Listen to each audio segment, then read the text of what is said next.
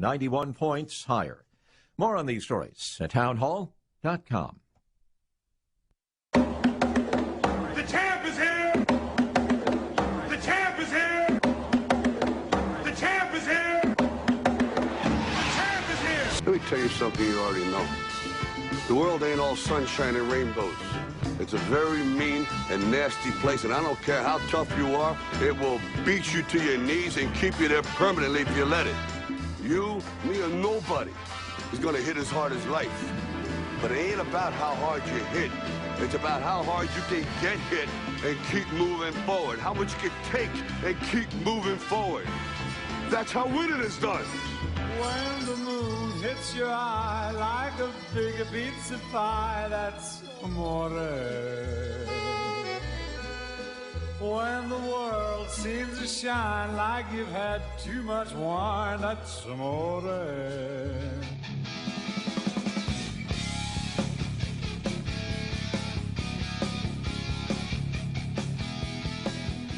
Back in the saddle again. 7 minutes past the top of the hour.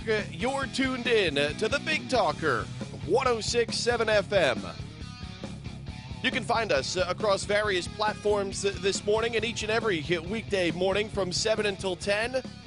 Of course, on our website at BigTalkerFM.com. Our live audio stream available through our website each and every day, along with video portions of the program available on our YouTube channel, of course, on Facebook and Twitter. And our live audio feed also available through our mobile app. If you have the Apple iPhone, you can find us at My Family. Well, if you were tuned in yesterday, you quickly realize here this morning what choice I made yesterday, and that's the beauty of choice that we have in this country and the ability to choose, the direction that you want to head in. Not to say that there won't be trials, tribulations, hurdles we have to jump over, hoops we have to leap through. But to be able to plan accordingly, have the freedom to be able to adapt and adjust, get the backups in place because you want to take a day every once in a while. And look at that. We chose to do so, and we enjoyed thoroughly our day yesterday, which brings us to the man sitting across the window pane here this morning, our friend, your friend, my friend, Yael Ossowski with the Consumer Choice Center is in studio with us. It's been a long time coming. Really, what was it? August of last year was the last time Yael joined us in studio for a broadcast out of the Consumer Choice Center. You hear his voice every Saturday morning, of course, at 10 a.m. on the Big Talker FM through their Consumer Choice radio show. He, his wife, his lovely daughter came back to the States a couple weeks back up in Concord is where his family resides, and then it was to the coast before they make their trek back home in a couple of weeks. And Yael, it's great to have you. Great to have dinner with you last night, a little ice cream, a couple of cold ones, and here you are. Dark 30, you're up and ready to rock and roll. Good morning to you, sir. Good morning, Joe. Great to be here. And as I think I know that things are getting back to normal, I heard from the hotel they're at 92% capacity here in downtown Wilmington. So sounds as if it's the normal, not the new normal.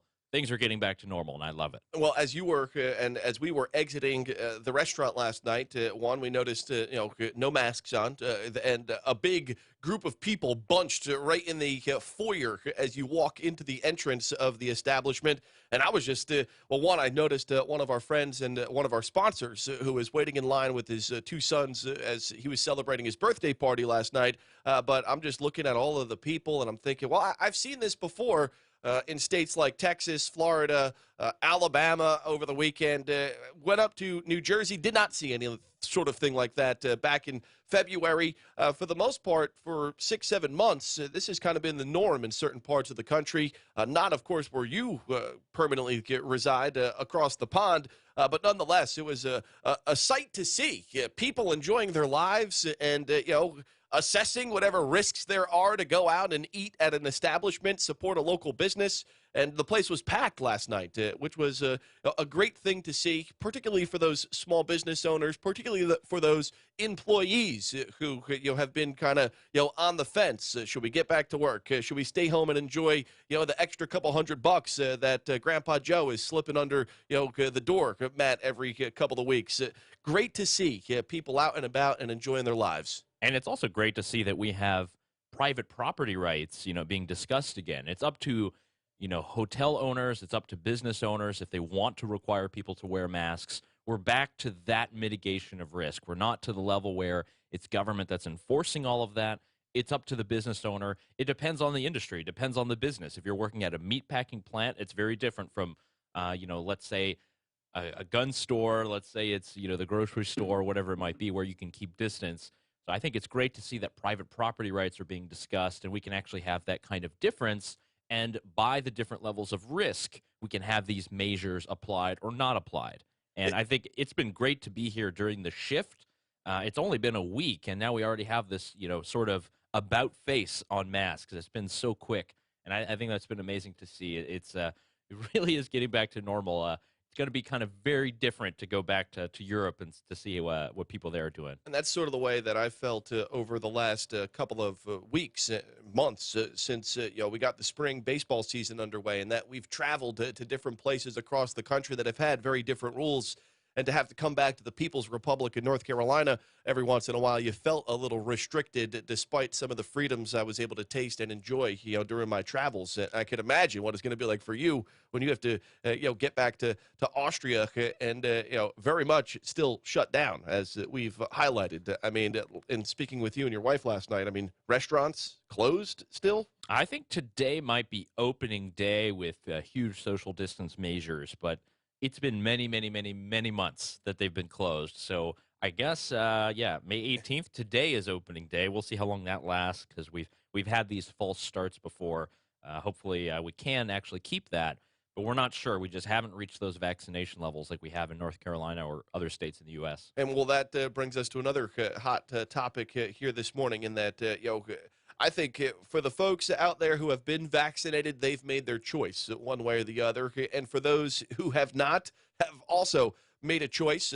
And I don't see, the public sentiment changing vastly over the next several weeks, which has led us to a position where we have massive amounts of extra doses of the vaccine here in the United States, which, apparently they are staying put in vast warehouses all across the country, and it brings us to the question as to why has the United States, the leader, instead of as we have discussed, selling out our recipes, our private intellectual property rights to these other countries, why are we not just using the doses that are there that are not being used on American citizens to spread out to the rest of the country rather than just having them held in a warehouse across various parts of this vast land that we call the USA.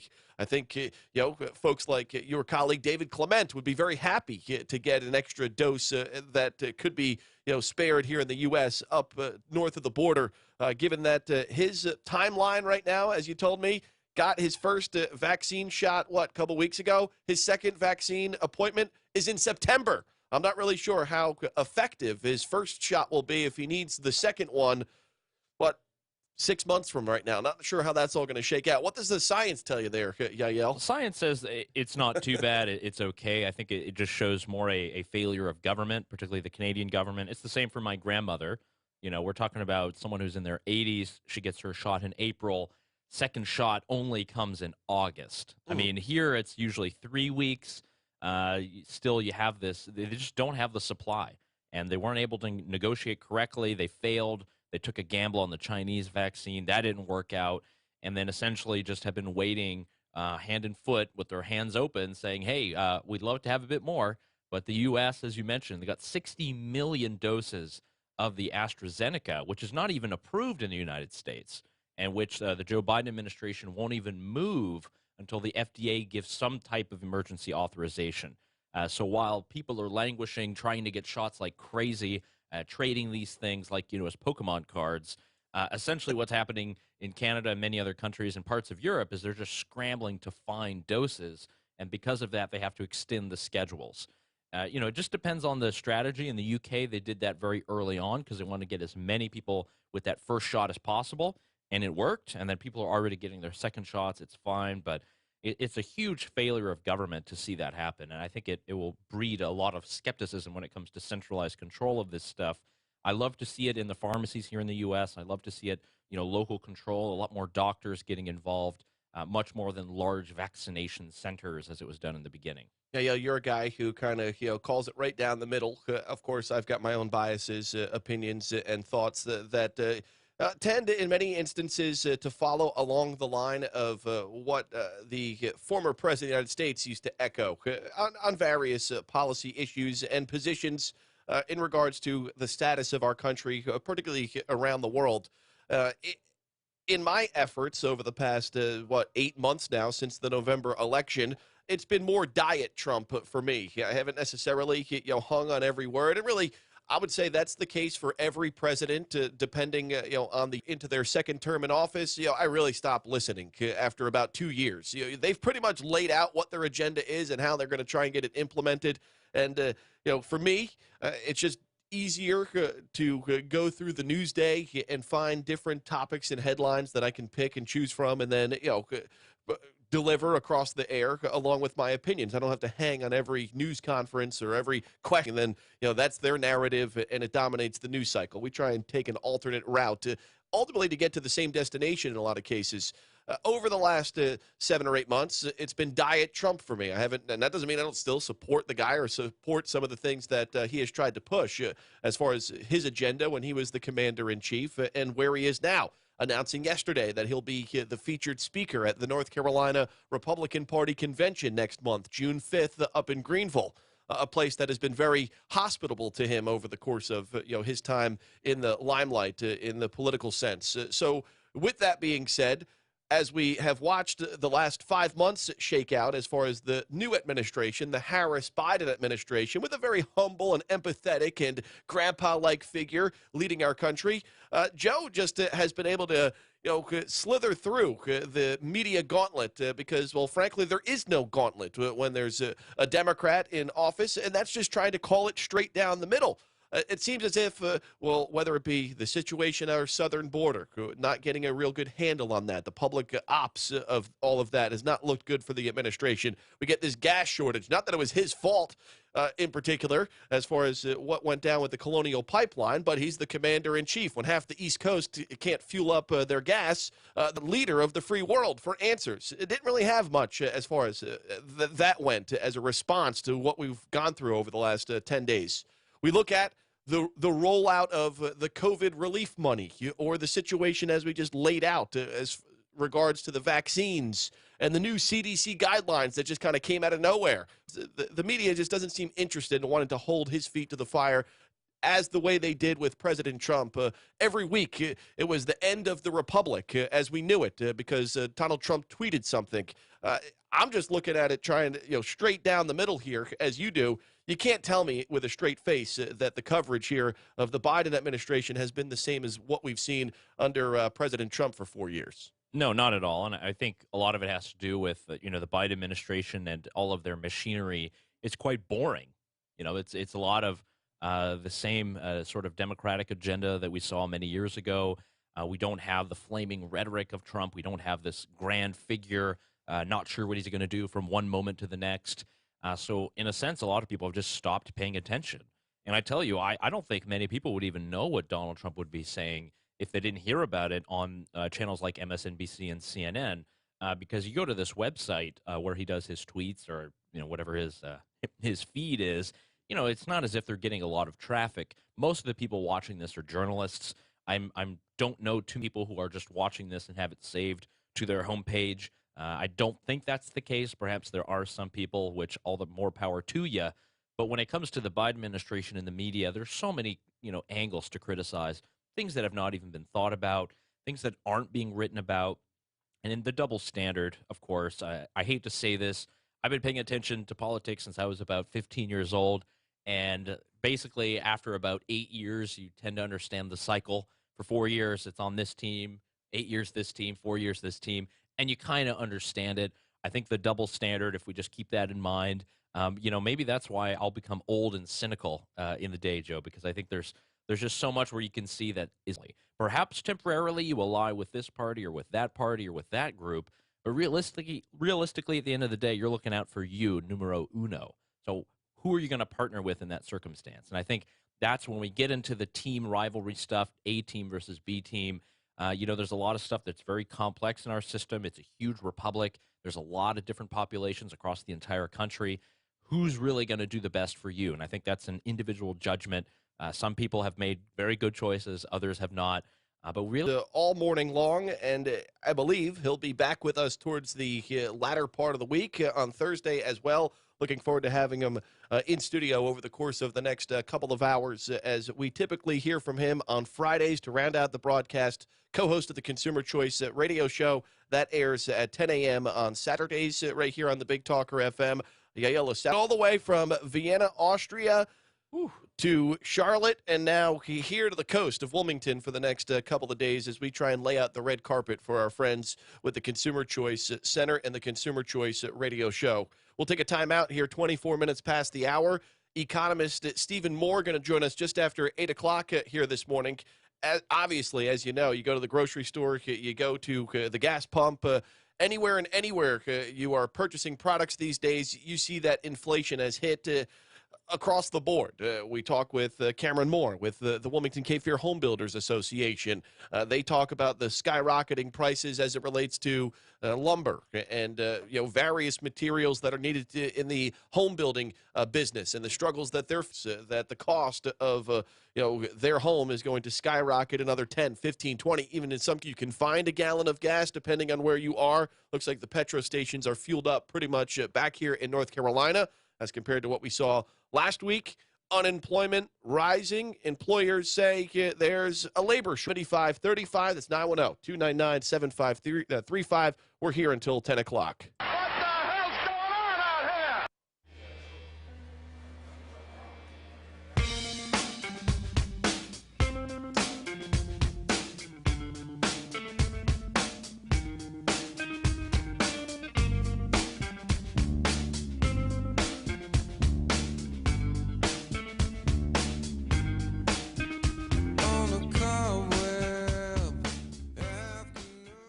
Does it seem like you're visiting the bathroom too much? If you're a man who's constantly going to pee, try Super Beta Prostate. It's the best-selling prostate, less bathroom visits, and less waking at night with urges to go. Due to overwhelming demand, Super Beta Prostate is flying off the shelves at Walmart. Be sure to get your supply before it's all gone. Get to Walmart and try Super Beta Prostate. PassiveInvesting.com is a national private equity real estate firm acquiring institutional quality, cash flowing, multifamily apartments in the Carolinas, Florida, and Texas. We have an offering available to invest right now in a newly built, ultra-modern apartment community in Orlando, Florida, with over 90% occupancy. Space is limited, and it is only available to independently verified accredited investors. Visit PassiveInvesting.com for more details on how you can join the Passive Investor Club today. Hey, this is Matt Ham, co-founder of Viewprint Faith and Personal Development. Join us for Wake Up Our Faith, a real conversation about living out your faith between Sundays, streaming live every Wednesday at 11 a.m. on Facebook, YouTube, and Twitter. Catch the replay every Saturday and Sunday at 8 a.m. on Wilmington's Big Talker 106.7 FM. Stop by and visit us on the web at uprint.life.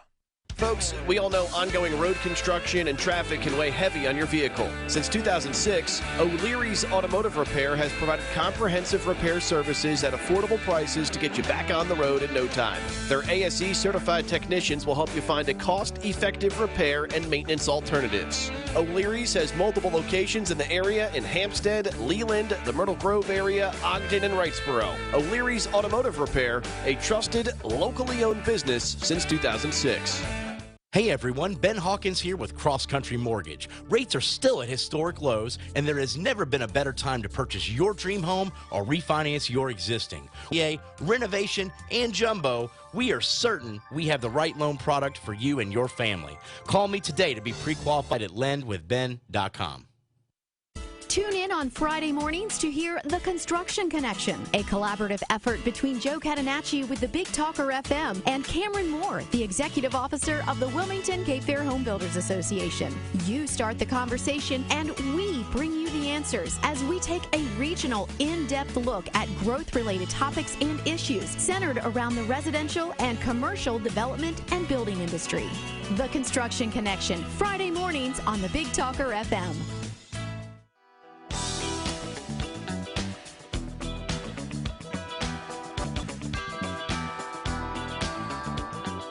All right, as we move towards the bottom of the hour, half hour in to today's program, our call-in number is 910-299-7535. The Fish, what's going on, my man? How's life on Carolina Beach? Well, I just left there. I had breakfast at the Gulfstream, nice little restaurant there on the bay. They've got a big film crew down there this morning all over the beach. They're filming down there. I don't know what. Hey, hey, Fish, let me ask you, if you give the restaurant another plug, next time, they better be buying your meal, given the amount of, free advertising that you're giving them on my radio show this morning. Yeah, but I give you a lot of free advertising too to my friends. All right, we'll call it we'll call it a wash. We'll call it one hand it feeds the other. All right, so along that vein, I know you made a promise that if you can't figure out how to get your phone to pick up you on yes on my iPhone, that you would show me how to do it. Well, I get it. But it doesn't come. I can't get any audio from it. So maybe you can meet me one day. I was thinking if you like to have. Well, Gulfstream lunch, is open until what, 2:00? I think, if I'm stand corrected there. It's a breakfast and lunch place, right?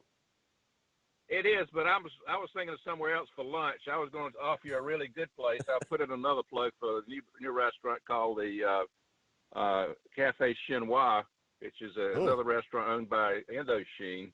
It's over there off of 17th Street next to the Military Induction Center. But if you want to meet me over there tomorrow for lunch, I'll pony up your lunch. All right. Well, let me check the schedule. I'm a wanted man across various fronts. I don't know if I can pull lunch tomorrow. Just getting back into the swing of things, unless you want to sign my divorce papers, and then maybe we might be able to figure all out. I haven't seen my family in quite some time, so I got to get some family time in. But a lunch coming soon, and I will get that mobile app downloaded and up in working order for you. I guarantee it. Okay. All right.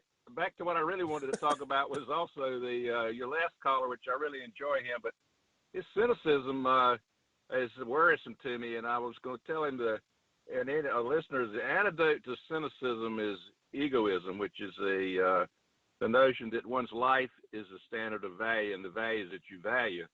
And so it's not the standard value is not the government, it's not some deity, but it's your life. And so if you move from being the standard of some others, which is altruism, to your own life, then you can thwart the cynicism that's becoming endemic in our population. Well, Sir Fish, it does sound like you know a little bit about objectivism, so I definitely agree with you there. Yeah, that's me. I'm a big objectivist. So yeah. This is a man who ran for public for school board on the promise that he would eliminate the school board in public schools. No, that's my man, the Fish. This is my kind of candidate. Thank you for what you do. Definitely interesting. Yeah, I think it's a good point. You have to figure out what's important in your life, and it's really what you can control, and knowing that you have the best of intentions. And I think that's really what it's all about, the best that you can do for you, for your family. It's not just about do-gooders running around trying to change the system. It really is trying to provide the best incentives for everyone. It's right there in the Constitution: life, liberty, and the pursuit of happiness. That's what it's all about. I mean, you can't get any better than that. Damn humans trying to ruin everything. Just live by the word. Thank you, Fish, for the call, and I'll get in touch with you. I've got your number on speed dial. It's the professor and his mate here this morning with the Fish, and Yael Ossowski with the Consumer Choice Center. I'm just pressing buttons back here. I'm going to let them take over the rest of the program with all these big words that they're using here this morning at 7:34. A little beyond my purview, and that's okay. I'm looking up actually some of the words that they're just used to find their definitions this morning, because I'm just a simple man. I don't know what else to say. Simple man who enjoyed some char-grilled oysters on the Gulf Coast over the weekend at Wenzel's Oyster House. And I took one of our callers, his recommendations up in the place of that effort to enjoy my Saturday before I got to call a baseball game. I mean, how good do we got it? Had a chance to get to a different part of the country that we rarely see.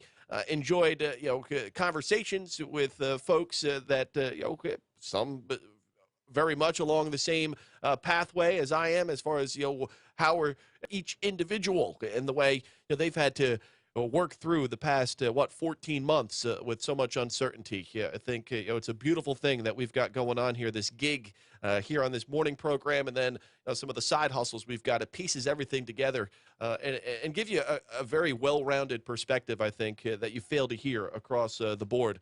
In these types of platforms that you may consume on a daily basis. Because at the end of the day, all we're trying to do. Hey, baby, let's go out there like a bunch of crazy dogs and have some fun.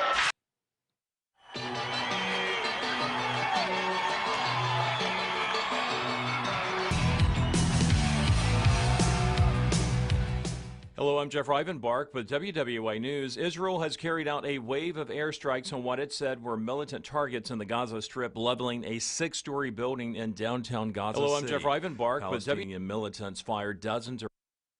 Hello, I'm Jeff Rivenbark with WWA News. Israel has carried out a wave of airstrikes on what it said were militant targets in the Gaza Strip, leveling a 6-story building in downtown Gaza City. Palestinian militants fired dozens of rockets into Israel early this morning, the latest in the fourth war between the two sides, now in its second week. The Israeli military said it struck 65 militant targets, including rocket launchers, a group of fighters, and the homes of Hamas commanders. The military said Palestinian militants fired 90 rockets. The latest war broke out on May 10th following weeks of clashes between Palestinian protesters and Israeli police in Jerusalem. The district attorney, North Carolina deputies, is set to discuss the findings of the state's investigation today. District Attorney Andrew Womble has scheduled a news conference this morning to talk about the State Bureau. Former President Donald Trump will speak at North Carolina's annual State Republican Party convention next month. Party officials say Trump will speak at the June 5th convention dinner in Greenville. A party spokeswoman says his speech will be off limits to the media. Trump has not yet announced a decision on running for president in 2024. And The Price is Right Live is returning to the Wilson Center stage this September. The live stage show version of the show will be in the Port City for 2 shows, September 7th and 8th at 7:30 each night. Tickets go on sale online to Cape Fear Stage members tomorrow at 10 o'clock. Tickets go on sale to the general public on Friday at 10 o'clock. For more on these stories, head over to WWAYTV3.com. I'm Jeff Rivenbark. Have a great day. Happy Tuesday, everybody. I'm WWAY meteorologist Ramel Carpenter with your Storm Track 3 forecast. Another warm day out there across the Cape Fear. Temperatures inland of the coast will jump back into the low 80s, sort of similar to our Monday with a good deal of sunshine and clouds. And along the coastline, we're going to get into the middle 70s once again. Not a bad beach day out there, but today we do feature just a small chance for an isolated shower to develop across the Cape Fear. Although most places do stay dry, we certainly need rain here in the Cape Fear. Late tonight, though, we do drop down temperature-wise into the upper 50s and the low 60s. Get your full forecast on WWAY and WWAY. What he likes.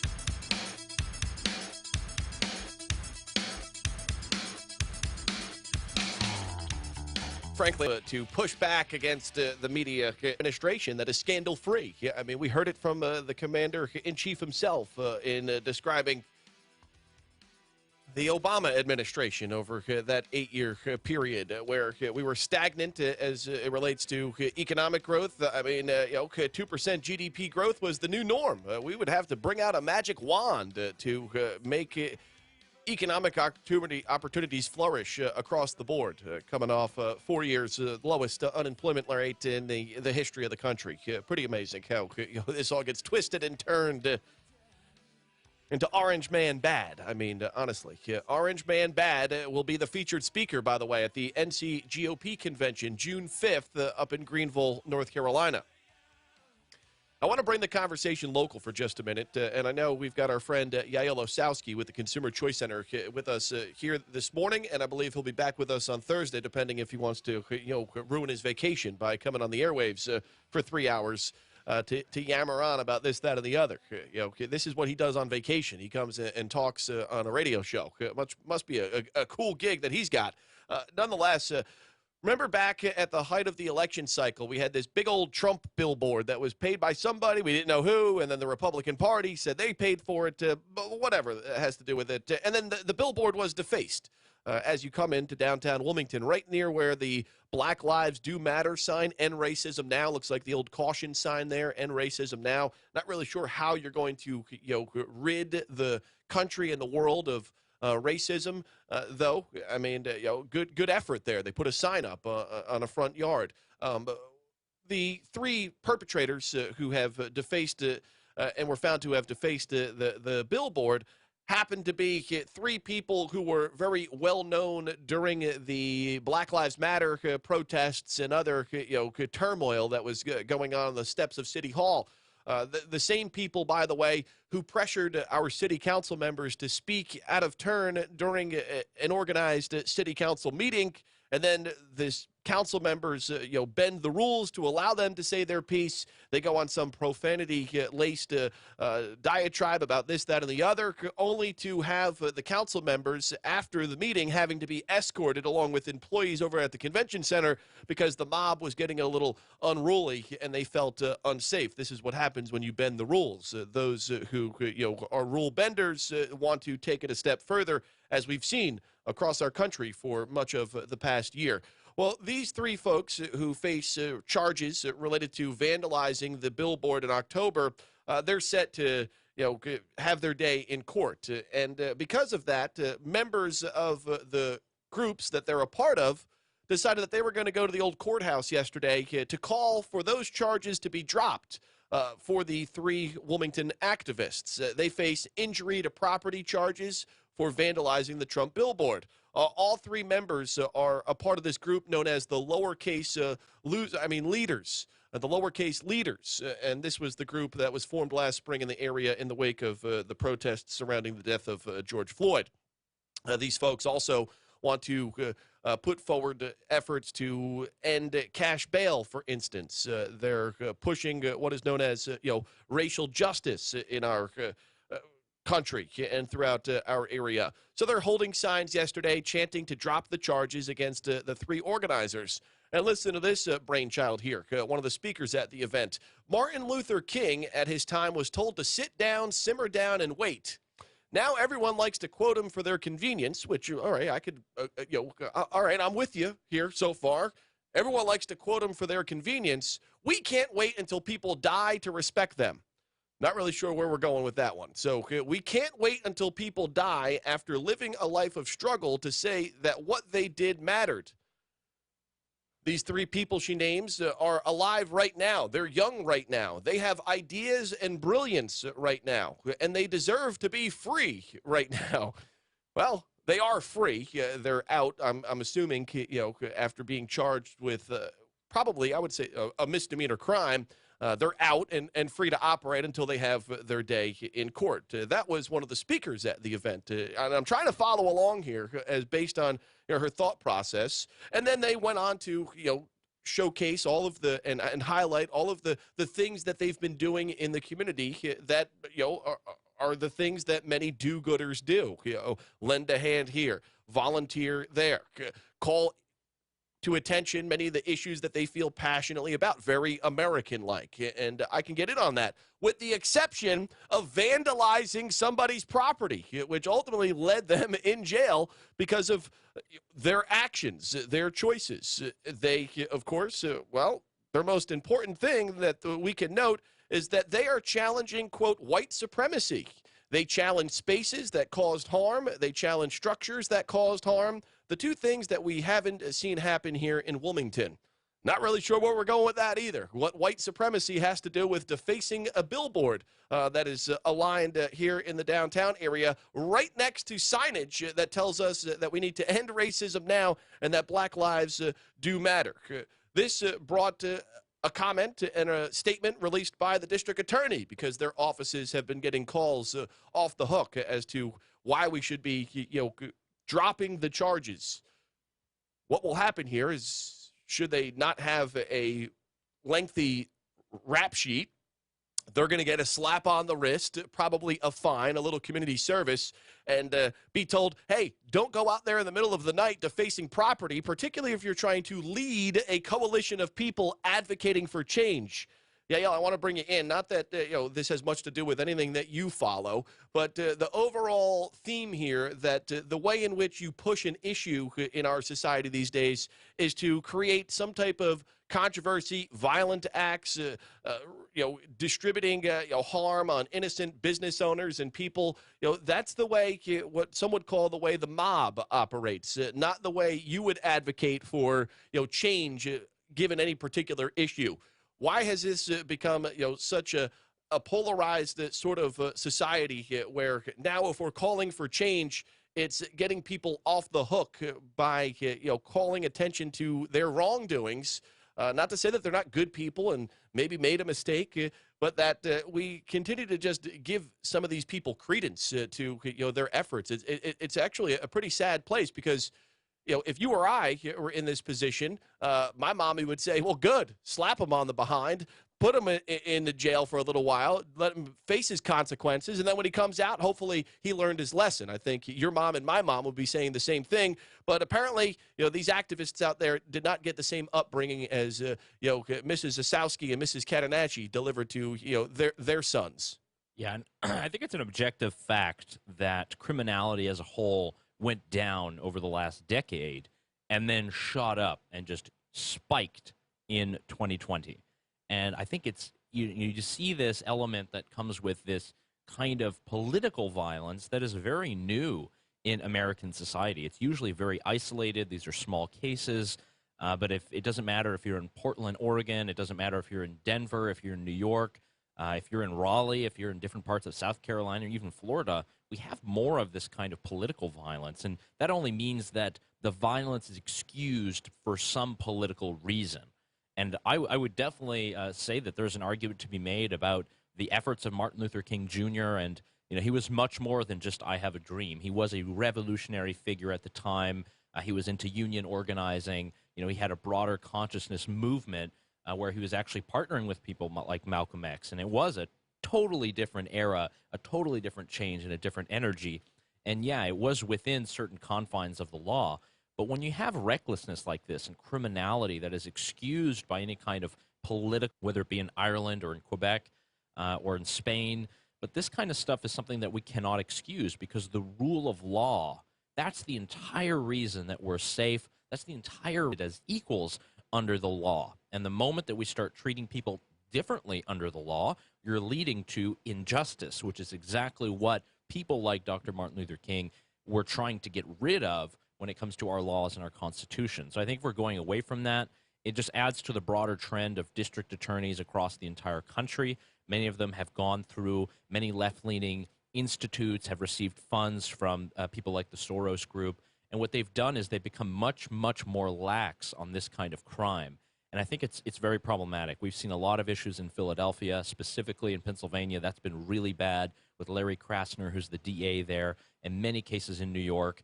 There's just a lot of this going on. And I think if we have lax district attorneys when it comes to speeding tickets or something, that's totally different. But when it comes to property being destroyed, when it comes to you being in harm's way as an individual citizen, that's problematic because it means that we don't care about the rule of law anymore. And how are we supposed to be secure in not only ourselves, but our businesses? How can we be secure with our kids going to school? I think that's very problematic. We can all agree on particular political debates. We can all have our turn and debate them, but it's better to have it civilly. We've learned this over many years. That's the history of our country. If we're able to debate them in a civil manner, we can actually come up with good solutions. Sometimes the debate isn't good enough and other people want to get into the room. That's fine. Expand the terms for debate, and I think a lot more can be done. But just, using the flag of criminality, that's just bad. And unfortunately, that's carried on and accepted tacitly by too many people who are in power. And I think, for many people that are pushing, their thoughts onto others as far as, seeing the system as being unjust or, not seeing equity across the board as far as, upholding the rule of law, depending on what you look like or where you come from. This stirs up, obviously, a lot of emotion and a lot of, noise that doesn't necessarily help the conversation. And even one of our city council members, I stated some ideas that were founded based on our Constitution, our Declaration of Independence, and his response, as a man that feels that we live in an unjust system, was all that blah blah blah. And it's maybe we are still in practice to live up to some of the standards and the words that were engraved, in the founding of our country. But blah, blah, blah from somebody that's an elected official leading groups of people in a city that has a very, harsh history going back, to way back in the day and all that went down here in the city of Wilmington. To me, that's not leadership. To me, leadership would be, we're trying to live up to this idea, these standards that were set hundreds of years ago that haven't necessarily played out in every instance, but this is, the beauty that we have in this country. And Yael, as somebody who lives and travels all over the world, you seem to find your way back here to the U.S. Quite often, maybe for family, but for other issues that you lobby for or against, and that you see that this is an incredibly unique nation in and of itself that is worth highlighting, fighting for, and coming back to and investing in. Whereas many people in our own country, just don't see that, don't have maybe the verse as well versed as you are, based on your travels. But despite all of the wrong that we have going on in our society and in our country, it is still set up for the little guy to get their shot and to be able to, fight back against the man, so to speak, in the way in which we can go about our business. It's about how we handle our business, and I think we've kind of gone astray in some sorts, with stories like this popping up. And we had from the previous caller, he talked about in the Constitution they have this entire idea of equal justice, and I think what's been fairly problematic in our public discourse is the idea of equity has gone from equality of opportunity to equality of outcome. And I think it's that confusion that really is muddying a lot of this, because the entire purpose of governments, of states, of city governments or whatever, this is not to make everybody equal and giving everyone all the same rights so that they can do with that what they wish. And unfortunately, the term equity is being used in many different ways that I think is very problematic. It's really going against the definition. It's something that we've seen in the last couple of years is there's a lot of fudging with what words messers that have discussed this and discussed different ways to use terminology to acquire power. There's a lot of this that I think is very bad for just a normal average citizen who doesn't understand exactly what's going on. When you're being told we need to do X and Y because of equity, and it is discriminating against you or a particular group, that doesn't seem very equal. And I think a lot of people, when they were faced with that, it is technically, legally, unjust. So this term of equity, I think it's something people should be on the lookout for. It's a system that is kind of creeping up. A lot of it has come from the universities in places like the UK and in the northeast of the United States. It is a much more, I would say, left-leaning socialist worldview that is pushing that.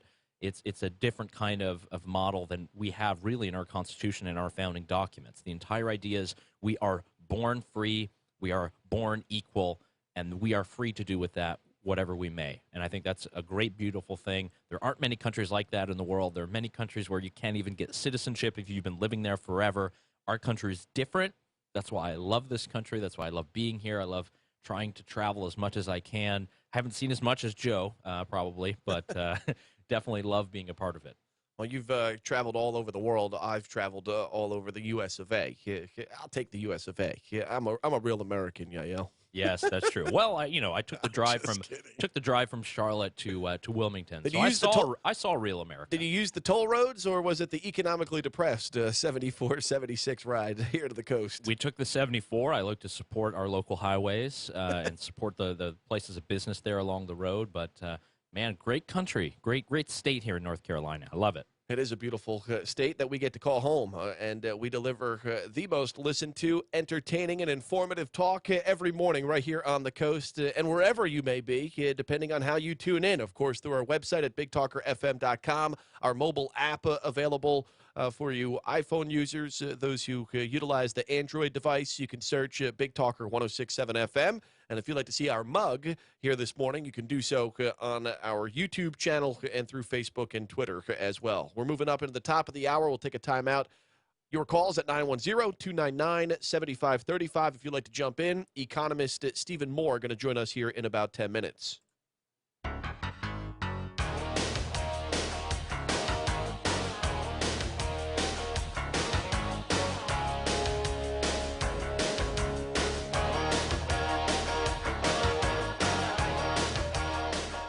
I'm Rob Renz, Marine Corps veteran, entrepreneur, and local business owner. Join me and my buddies on Monday from 6 to 7 for Signal Fire Radio, where we discuss how to successfully transition from the military and become a signal fire in your community. That's Signal Fire Radio, Mondays from 6 to 7 p.m. on 106.7 The Big Talk.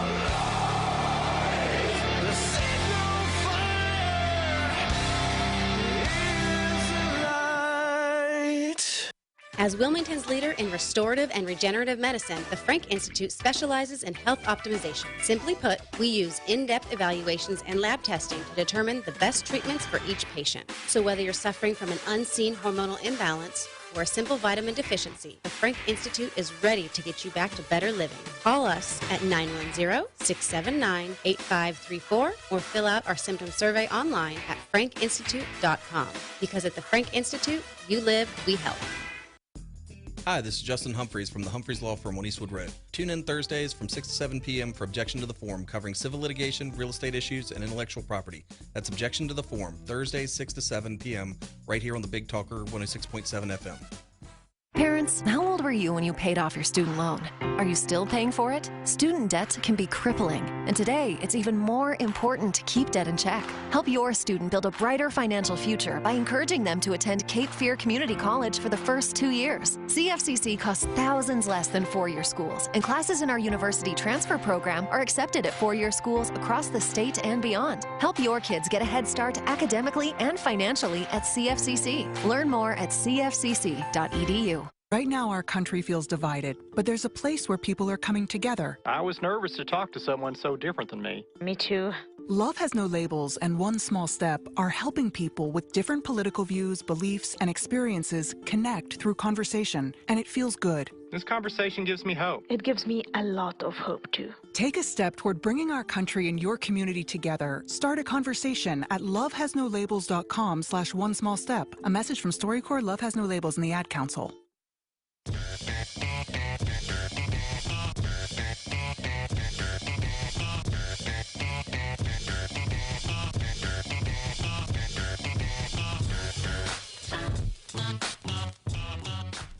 right, as we head up into the top of the hour, our guy, Yael Ossowski with the Consumer Choice Center is with me in studio today. He made his way to the coast after arriving in the States a few weeks back. Had some family time out in Concord where his mom and dad live, along with a few siblings of his. And now to the coast. He's with us today and again on Thursday. Moore going to join us. He was a White House economic advisor under the Trump administration. Now runs the organization known as FreedomWorks. Inflation just pegged at 4.2% year over year, the increase on the cost of goods. The markets seem spooked. The price of a gallon of regular gas is up 25% since January. You can find a gallon of gas. Of course, here in the Tar Heel State, tensions at the pump are easing. Employers say there's a labor shortage, and unemployment was rising last month. Well, how can that be? Just what the hell is going on with the American economy? FreedomWorks scholar and economist Stephen Moore going to join us after the top of the hour news break. Portions of our program brought to you by our friends at Bugno Pest Control, family owned and operated for 20 years. My guy Dennis and his son DJ run the business, family run-owned business. Bugno put their 20 years of experience to work for you. Rated the #1 pest control company in the area by Home Advisor for 3 years in a row. You can find them at 910-367-2501.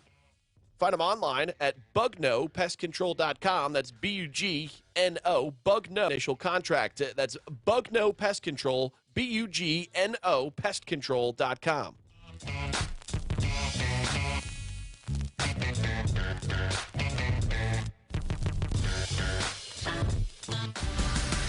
Keeping Whiteville informed. The Big Talker 106.7 FM, WFBT, Carolina Beach. For, quote, Neanderthal thinking. Standing up for Israel in its ongoing conflict with Hamas. The United States needs to stand foursquare behind our allies. Senate Republican leader Mitch McConnell on the Senate floor. President Biden must remain strong against the growing voices within his own party that create false equivalence between terrorist aggressors and a responsible state defending itself. But Mr. Biden has urged Israeli Prime Minister Netanyahu to agree to a ceasefire that Israel believes would simply give the terrorists time to rebuild missile stockpiles. In Jerusalem, correspondent Joseph Krause says the conflict rages on. Israel launched another wave of airstrikes overnight in Gaza, targeting several sites that it said were connected to the militant Hamas group and other Palestinian armed groups. It struck a building in Gaza City that was home to libraries and educational centers linked to the Islamic University there. The residents of that building were warned ahead of time, so they all appear to have evacuated safely, but it left a huge swath of destruction on the street. And this just in, Israeli medics say that 10 people have been wounded, including 4 seriously wounded, in a strike from Gaza on southern Israel. Watching Wall Street, Dow futures up 65 points. NASDAQ futures 74 points higher. More on these stories at townhall.com. Tell me why Relief Factor is so successful in lowering or eliminating pain. I'm often asked that question. Pete and Seth Talbot, the father and son founders of Relief Factor, tell me they believe our bodies were designed to heal. The doctors who formulated Relief Factor selected the 4 best ingredients, 100% drug-free ingredients that each help your body deal with inflammation. Order the 3-week quick start now. Discount it to only $19.95 to see if it will work for you too. Call 800-500-8384. ReliefFactor.com. Progressive Motorcycle presents Road Wisdom from the Motor. Half man, half motorcycle. You never really stop riding in your mind. Never. Unless you're thinking of something else. Like other thoughts. Progressive Motorcycle also presents Roadside Assistance. Progressive Motorcycle, for those who were born to ride. Progressive Casualty Insurance Company and Affiliates. Spain facing a humanitarian and diplomatic crisis after thousands of Moroccans took advantage of relaxed border controls in their country to swim or paddle onto European soil. After at least 5,000 migrants crossed into Ceuta on Monday, a steady stream of people have continued to arrive at the border to try their luck. Among those hoping to enter European territory are entire families as well as unaccompanied children. At one point overnight, Moroccan police moved in to break up large groups, but generally appeared to be turning a blind eye to those crossing the border. Madrid has promised to tighten security in Ceuta, but video after dark showed migrants running along a beach into the enclave unimpeded. Spain has accused Morocco of allowing the crossings because the leader of an organisation that's fighting in Western Sahara is receiving COVID treatment in Spain. This has been denied by the government in Rabat. And that's BBC correspondent Will Leonardo reporting.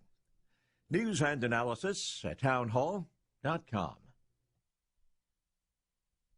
A tentative labor agreement rejected at a Volvo plant in Virginia. The United Auto Workers say employees at the assembly operations facility in Dublin will continue working as they continue to negotiate the terms of the deal. Volvo Trucks North America says about 2,900 people who work at the plant are represented by the union. Negotiations for a new 5-year deal began in February. A tentative agreement was reached April 30th following a workers' strike. John Scott reporting.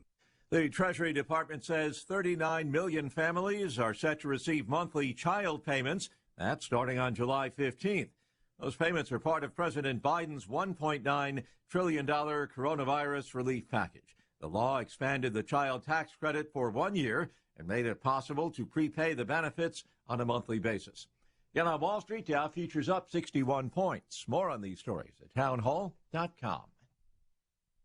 The champ is here! The champ is here! The champ is here! The champ is here! Let me tell you something you already know. The world ain't all sunshine and rainbows. It's a very mean and nasty place, and I don't care how tough you are, it will beat you to your knees and keep you there permanently if you let it. You, me, or nobody is gonna hit as hard as life. But it ain't about how hard you hit. It's about how hard you can get hit and keep moving forward. How much you can take and keep moving forward. That's how winning is done. When the moon hits your eye like a big pizza pie, that's amore. When the world seems to shine like you've had too much wine, that's amore.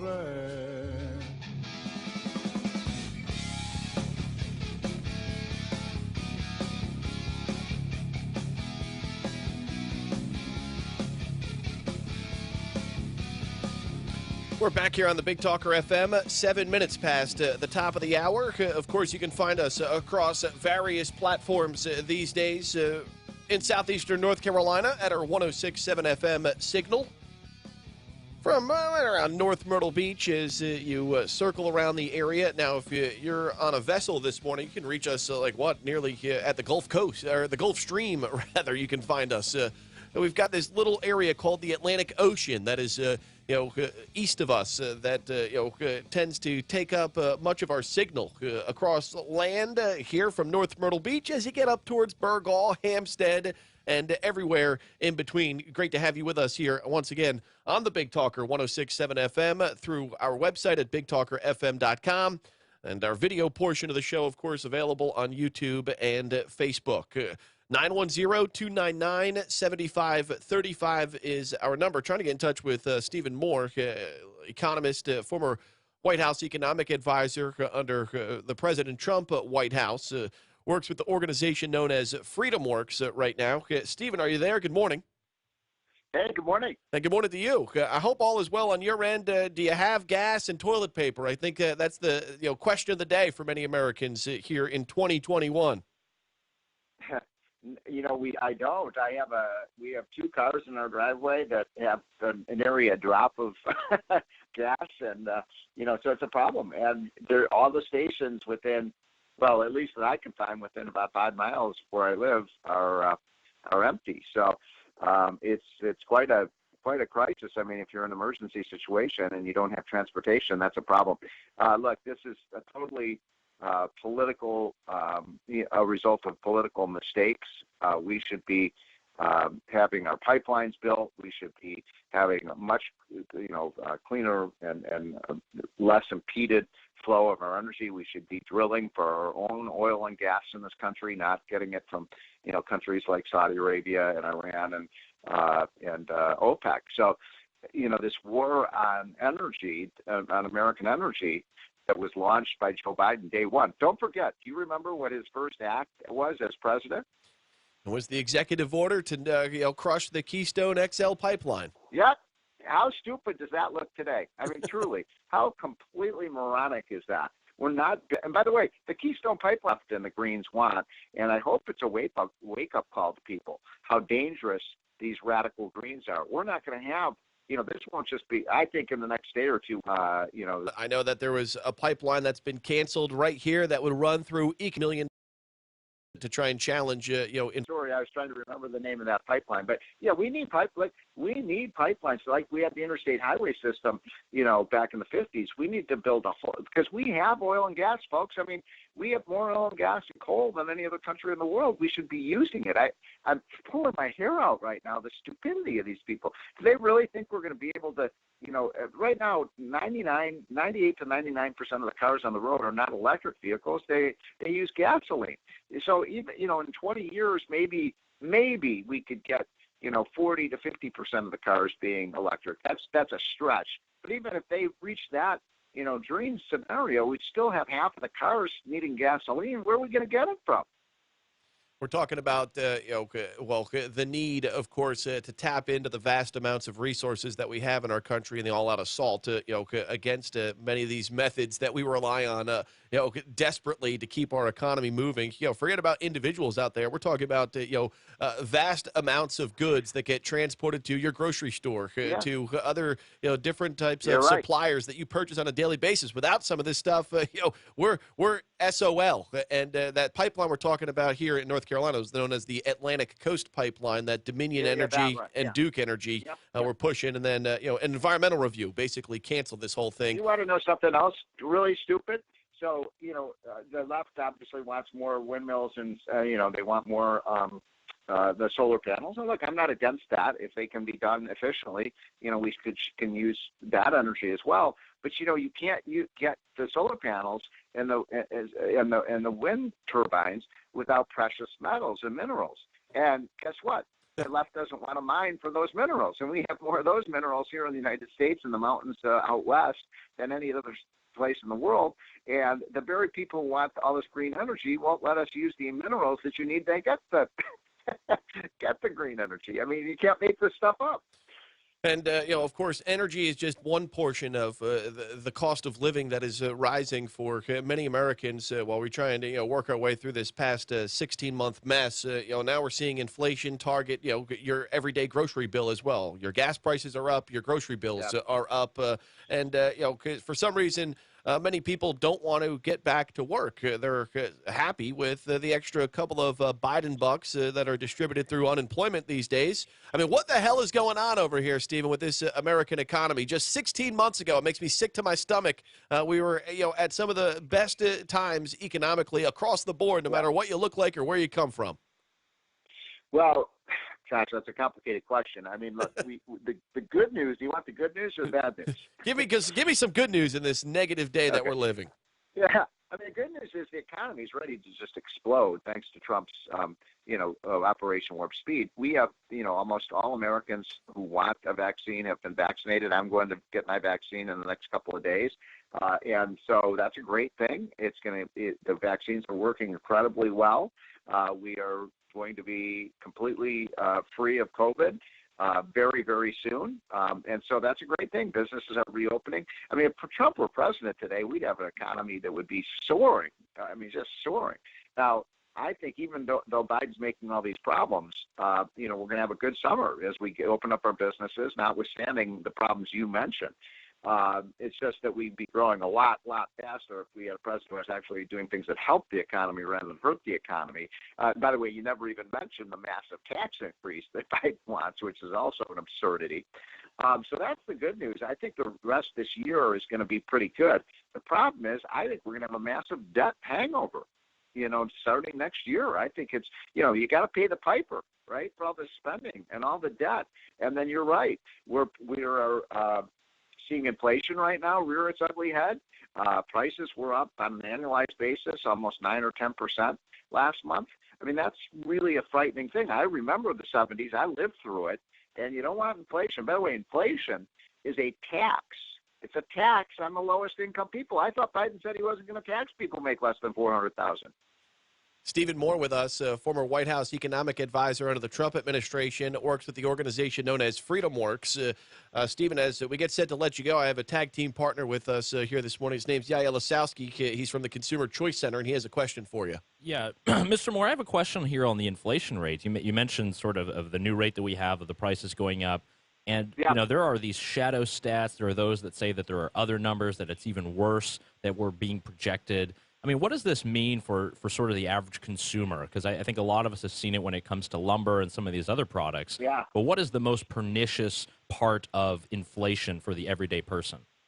Well, it's a great point. So, I'll give you the one that's at the top of my mind that we were just talking about is gas prices. So I was just looking at the numbers, the gas price on November 4th, 2020, the day of the election, and gas was at I think it was $2.10 a gallon, and now it's over $3 a gallon. So that's a 90 cent, roughly a 90 cents, almost $1 increase a gallon in gas. I mean, think about that. And that's a huge. So that means you fill up with 15, gallons. You're paying $12, $13 more every time you fill up. And for lower income people, that's a huge, huge burden on their incomes, right? And so that's just one little example of what's happening. You mentioned lumber. That's look at what's happening to used cars. Anybody tried to buy a used car lately? I mean, used cars are up 20-25%. New cars prices are up. You got supply chain problems because of the inability for a lot of small businesses to get workers back on the job because we're paying people, half the unemployed people, we're paying them more money not to be working than working. I mean, the stupidity of what we're doing in Washington is, let me just say this. If you write this down, okay, guys, just so back-asswards. Stephen Moore with us, former White House economic advisor under the Trump administration. And Stephen, it's got to make your stomach churn as we let you go. Think about, again, to go back to, even January of last year to see where we are, 15, 16, 17 months later. Just unbelievable. We've been turned upside down. We have, and I was proud to be, been one of the senior economic advisors for Trump. It was an incredible run, and I'm just, look. I'll just end by saying this. I think the American people made a big, big mistake in November because we would have the best economy ever today if Donald J. Trump were still the president. But he did leave Biden an economy that's ready to rock and roll. I don't even think Biden could screw this up. And somehow, some way, we're in a situation here where we still have a labor shortage. Too optimistic. Yeah, we have a labor shortage. We can't get a gallon of gasoline, and among other things. But no scandals, of course, scandal-free in this White House. We all know. Right. Stephen, thanks a lot.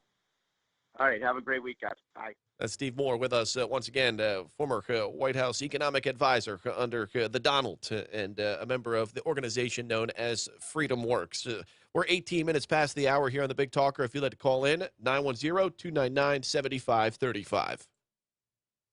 Take it back. Do. Take it back. Yeah. Take it back. Do. Take it back. Well, I've been told by some people, and they all say to take it back. Take it back like before. We interrupt to bring you this horrible news. Experts say we'll see larger numbers and different breeds of mosquitoes to wreak havoc on your backyard, making this year one of the worst. Anopheles and Culex variety mosquito. Yeah. Experts also say there is only one defense against this onslaught. Call the Bugman from Bugno Pest Control. That's Mr. Bugno to you, pal. Bugno Pest Control's mosquito-killing formula keeps your yard bug-free. Call Bugno Pest Control, 910-367-2501, or visit BugnoPestControl.com. Take back your yard. I'm K.O. Davis from K.O.'s Coast to Coast Tree, and I want to be your tree man. When your trees need cut, 2 letters to know. One is a K, the other is an O. K.O. Tree man. Proper trimming is the most important thing that you can do, so don't just hire anybody to do it. You need someone that knows what they're doing. K.O. Call the professionals at K.O.'s Coast to Coast Tree and visit KOTrees.com. Hey, this is Matt Ham, co-founder of Uprint and the co-host of Wake Up Our Faith, every Saturday and Sunday right here in Wilmington's Big Talker. We invite you to join with our nonprofit movement by participating in the Portable Faith community, resources as well as our prayer community. You can go to wakeupmyfaith.com to get subscribed and learn more. That's wakeupmyfaith.com. Folks, we all know ongoing road construction and traffic can weigh heavy on your vehicle. Since 2006, O'Leary's Automotive Repair has provided comprehensive repair service, effective repair, and maintenance alternatives. O'Leary's has multiple locations in the area in Hampstead, Leland, the Myrtle Grove area, Ogden, and Wrightsboro. O'Leary's Automotive Repair, a trusted, locally owned business since 2006. I'm Rob Renz, Marine Corps veteran, entrepreneur, and local business owner. Join me and my buddies on Monday from 6 to 7 for Signal Fire Radio, where we discuss how to successfully transition from the military and become a Signal Fire in your community. That's Signal Fire Radio, Mondays from 6 to 7 p.m. on 106.7 The Big Talk.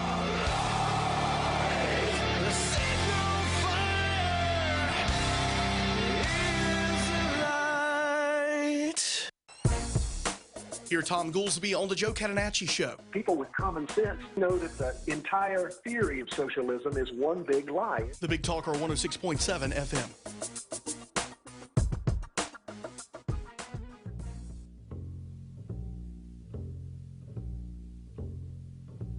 Someday I'll have me a chauffeur and a block-long limousine, EO11. EO11.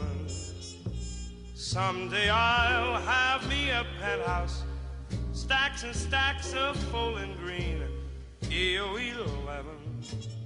22 minutes past the hour here on the Big Talker FM. We thank Steve Moore, former White House economic advisor, laying the landscape for us as far as the way in which our economy is moving. Of course, open and flourishing in certain states across the country. If we could only knock some sense into places like the Northeast, out on the left coast, we'd be full throttle, dropping into fifth gear.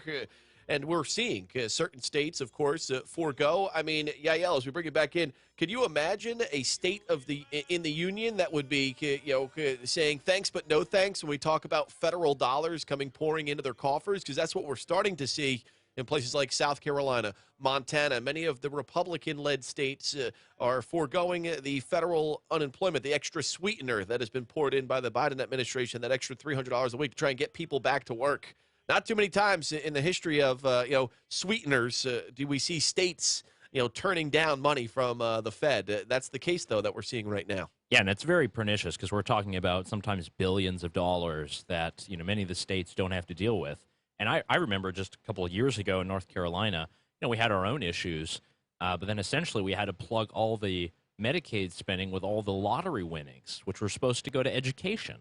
So there's always going to be, bad balanced books in some states. Thankfully, in North Carolina, it's been okay. But, when you dangle the carrot in front of many of these states, they're going to take it. And that means that there will be perverse incentives down the road. Because if you're not responsible for collecting that money and responsibly spending it, it's not difficult to say what will happen. It's like pretty much the entire country goes out and tries to play the lottery, and we all have different odds. I see that as very dangerous, again, to dangle that carrot. We don't want to have the situation where states like California are able to get bailed out, but states like North Carolina can keep fiscal discipline. It's just very bad. It's you can have your laboratories of democracy in the United States, and some states do it better than others. But for those that are failing pretty hard, you got to feel for them, but they need to choose better policies. Well, with that said, when we talk about how we spend our money, particularly some of this money that's come down from Washington, D.C., well, here in North Carolina, for instance, we've highlighted multiple times, particularly with our next guest, Thom Goolsby, who is a member of, the revolution in North Carolina when Republicans took over the state General Assembly, for the first time ever, since Reconstruction, and quickly, as Yael mentioned, with the state, its fiscal situation, 2010, prior to the recession of 2008, 2009, 2010. Prior to that, the state owed hundreds of millions of dollars in unpaid unemployment benefits back to the federal government. We were in a bit of a rut fiscally. We had one of the higher tax rates among states within the region of the southeastern United States. All of that has been basically flipped over the past decade. And the only thing that we see here that has changed is the fact that Republicans have taken over the General Assembly. That's a fact. While they've tried to get things like education spending back to pre-recession levels and beyond, the governor, of course, has stood in the way of many of these increases as it relates to public education funding. That seems to be always at the top of the list when we talk about it creates division. We talk about how money's being spent here at the state level. Well, a new audit was released by our state auditor, the only Democrat I voted for in the November 2020 election. So, yes, news talk radio host who has leanings to the right of the political spectrum voted for a Democrat. That's because, well, if you look into the background of the Republican in that race, guy's a little creepy, but somebody who takes their role and responsibility seriously and releases these sorts of studies and research. It's a good thing for us. It brings transparency to the system. We need to put forth the accountability by getting elected officials out if it's not working in our favor. As it relates to the billions of dollars that we've received from the federal government through this Coronavirus Recovery Act. New audit indicates that the governor, our king, your king, us, the loyal subjects, did not design and implement procedures to ensure relief monies were being spent in accordance with the 2020 COVID-19 Recovery Act. That's a Democrat auditor releasing a report on the Democrat governor and his administration. Key discoveries in the audit: $3.1 billion of relief money was distributed with limited monitoring. Another $3.1 billion was distributed without ensuring all recipients had a method to measure their results. So basically, money comes in from Washington, and we just spend it as quickly as we can without any checks and balances. And I wonder what could go wrong when something like that takes place. And, the state auditor releases these sorts of reports every year, across the board, showing massive issues as it relates to spending and holding, the spending accountable. Look at the mess what's gone on with the Department of Transportation over the last couple of years. Almost $1 billion that was overspent. The head of that agency just got to walk away. There was no, red mark on his record or anything. Just, we're going to push you to the side and let's get somebody else in there. When I think about Medicaid, and you mentioned Medicaid, Yael, just a moment ago, that jumps out to me. Given the fact that the state auditor over the last, 4 years since we've been doing this, comes out year after year with a report that shows massive waste, fraud, and abuse within the Medicaid system.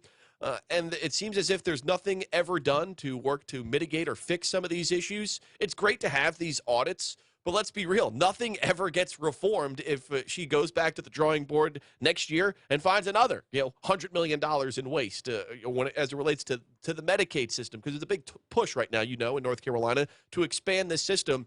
I'm just not really sure, how we, the people, along with some of our elected officials, can't figure it out that, maybe we should work on repairing this system before we talking about, and I'm not necessarily against expanding it. Let's just fix some of the issues before we even have that conversation. Why can't we even agree on that? Yeah, there's a lot of organizations. There are a good amount of them in Raleigh and across the state that are solely focused on expanding Medicaid. And a lot of it has to do with more of a panacea sort of argument, not necessarily the current facts, figures, and numbers that we have.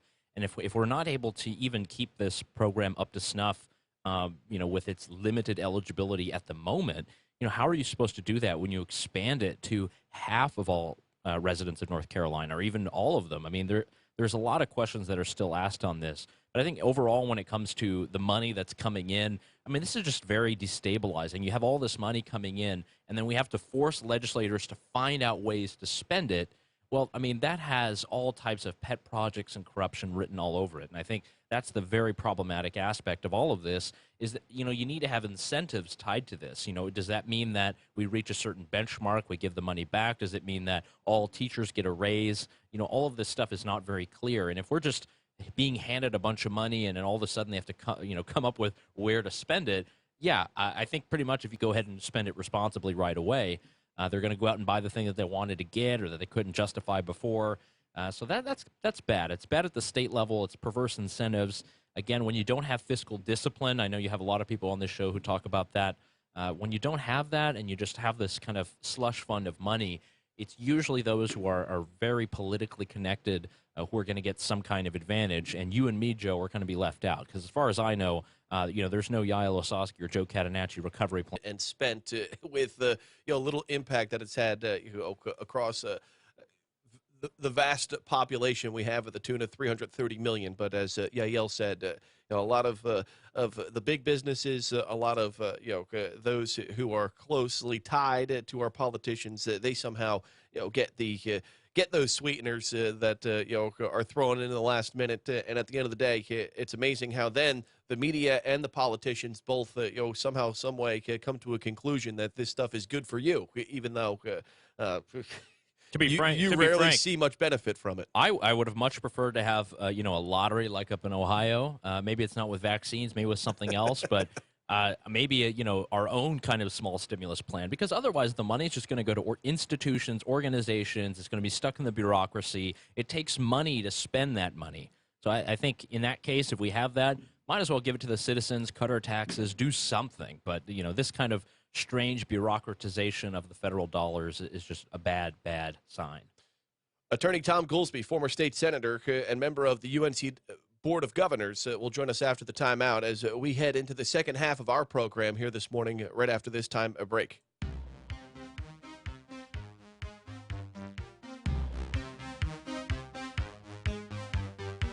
Sweet dreams are made of these. Who am I to disagree? I travel the world and the seven seas. Everybody's looking for something. Hello, I'm Jeff Rivenbark with WWA News. Israel has carried out a wave of airstrikes on what it said were militant targets in the Gaza Strip, leveling a 6-story building in downtown Gaza City. Palestinian militants fired dozens of rockets into Israel early this morning, the latest in the fourth war between the two sides, now in its second week. The Israeli military said it struck 65 militant targets, including rocket launchers, a group of fighters, and the homes of Hamas commanders. The military said Palestinian militants fired 90 rockets. The latest war broke out on May 10th following weeks of clashes between Palestinian protesters and Israeli police in Jerusalem. The district attorney who will decide whether to file criminal charges in the fatal shooting of a man by North Carolina deputies is set to discuss the findings of the state's investigation today. District Attorney Andrew Womble has scheduled a news conference this morning to talk about the State Bureau of Investigation's probe into Andrew Brown Jr.'s death. It's unclear if Womble will announce a decision about filing criminal charges against the deputies. Former President Donald Trump will speak at North Carolina's annual State Republican Party convention next month. Party officials say Trump will speak at the June 5th convention dinner in Greenville. A party spokeswoman says his speech will be off limits to the media.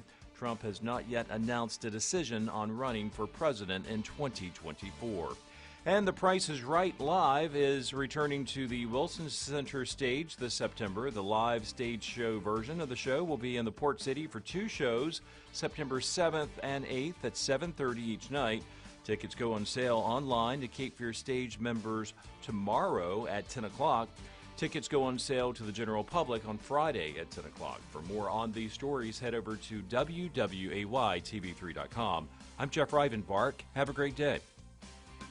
Happy Tuesday, everybody. I'm WWAY meteorologist Ramel Carpenter with your Storm Track 3 forecast. Another warm day out there across the Cape Fear. Temperatures inland of the coast will jump back into the low 80s, sort of similar to our Monday with a good deal of sunshine and clouds. And along the coastline, we're going to get into the middle 70s once again. Not a bad beach day out there, but today we do feature just a small chance for an isolated shower to develop across the Cape Fear. Although most places do stay dry, we certainly need rain here in the Cape Fear. Late tonight, though, we do drop down temperature-wise into the upper 50s and the low 60s. Get your full forecast on WWAY and WWAYTV3.com.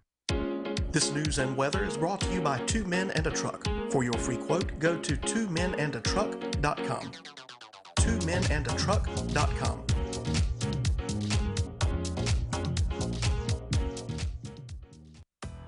Government has become too big, too overtaxing, and is constantly over-regulating every aspect of your life. If you agree with that, tune into Consumer Choice Radio every Saturday at 10 a.m. here on the Big Talker 106.7 FM with me, Yael Ossowski. And me, David Clement. For an hour, you'll get expert analysis on what the government is sinking its teeth into next and how you, as a consumer, can push back. ConsumerChoiceRadio.com.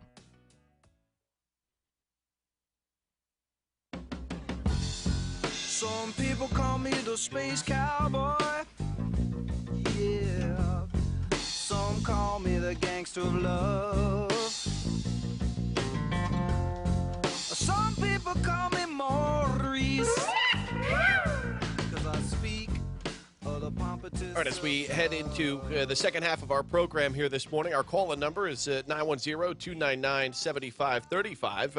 We're getting prepared to have Thom on the show, Thom Goolsby, attorney, who joins us every Tuesday inside this 8 o'clock block. But Thom came down with food poisoning, apparently, on Sunday, and he still feels miserable, according to a message I just got a few minutes ago. It's hard stringing 2 words together. Hey, you ever had food poisoning?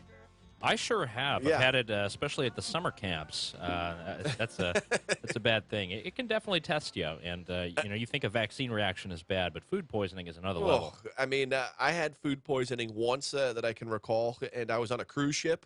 And years ago, my family went on a cruise. We left out of the port of New Orleans. This was pre-Katrina. I was 21 years old, I think. So I got to spend New Year's Eve on the French Quarter. And then the very next day, New Year's Day, we left on a cruise that set sail for through the Gulf, the French Quarter. Next thing you know, I'm in Cancun. Spoiled brat, let me just say. Yeah, but I think I had bad oysters at the Acme Oyster House in the day, or it was either mussels or oysters or something. It shied me away from those shellfish for quite some time. But as I got onto the ship and we're leaving the dock, I could just feel it, and I'm like, oh. Wow. Something's going on here, and we're on Norwegian, so we had a Swedish doctor in the bowels of the ship, and a day goes by, I'm still, and Mom and Dad, they were living the life of luxury as they should, hardworking people, and they were at the top of the ship, on one of those beautiful rooms that you have access to a balcony, and then me and the two sisters are down in the bowels of the vessel. And a little rocky down there, and there's not a lot of room. I got to say, basically, the rest area was the same as the shower. So imagine someone who's dealing with food poisoning in that bathroom, where the bathroom is the shower and is the porcelain. So that was quite interesting. My sisters did not have a very good start to that trip, and all I can recall is the racist Swedish doctor who kept referring to me as Tony Soprano. Because that was at the height of The Sopranos. My name was Catenacci. I told him I was from New Jersey, and all the jokes then came, filling out. He gave me a couple of pills and said, don't worry, 24 hours, you'll be fine. I was fine, but that was my one and only battle with food poisoning, and it was not funny because of the racist Swedish doctor that referred to me as Tony Soprano. I took it was very offensive, I got to say. Wow, and you say you don't travel the world. I mean, look at that. That's a very worldly Joe. I do love the point about the cruises, by the way. I don't know if you've read what's been happening in Florida. So that's been a big deal. You have our Florida governor, Ron DeSantis. Don't mess with DeSantis. He basically came out very stringently against any kind of vaccine passport or any kind of requirement that there needs to be vaccinations.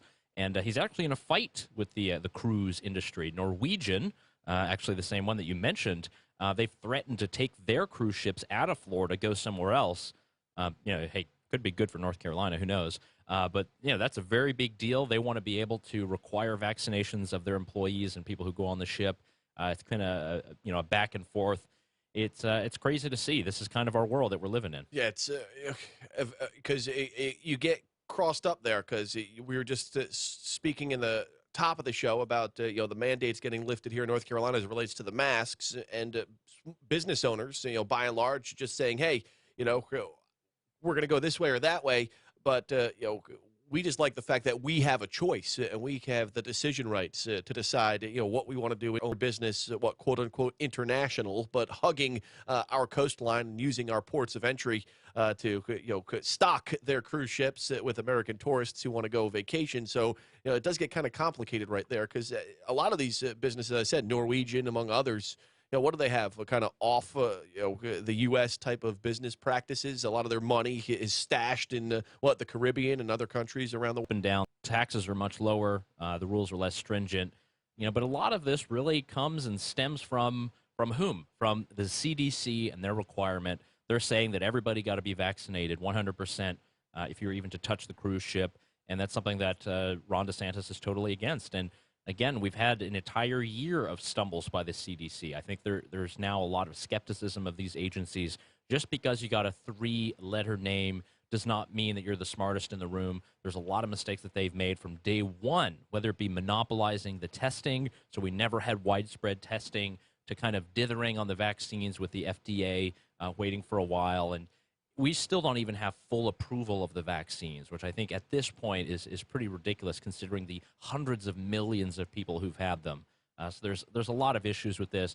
I hope this keeps people skeptical of some of these institutions just because it says it's CDC and just because they say they're representing science. Many cases that's not often true. You can whiz on my leg, but don't tell me it's raining. I mean, that's pretty much what caught me right there. I'm a DeSantis lover forever based on a statement like that. You can whiz on my leg, but don't tell me it's raining. He's one of the best, I got to say. Of all of the governors that have risen to prominence over the past year. I mean, you've got, of course, Cuomo. Don't ever get cocky with COVID and all of the I mean, you remember what was it around this time last year, Yael?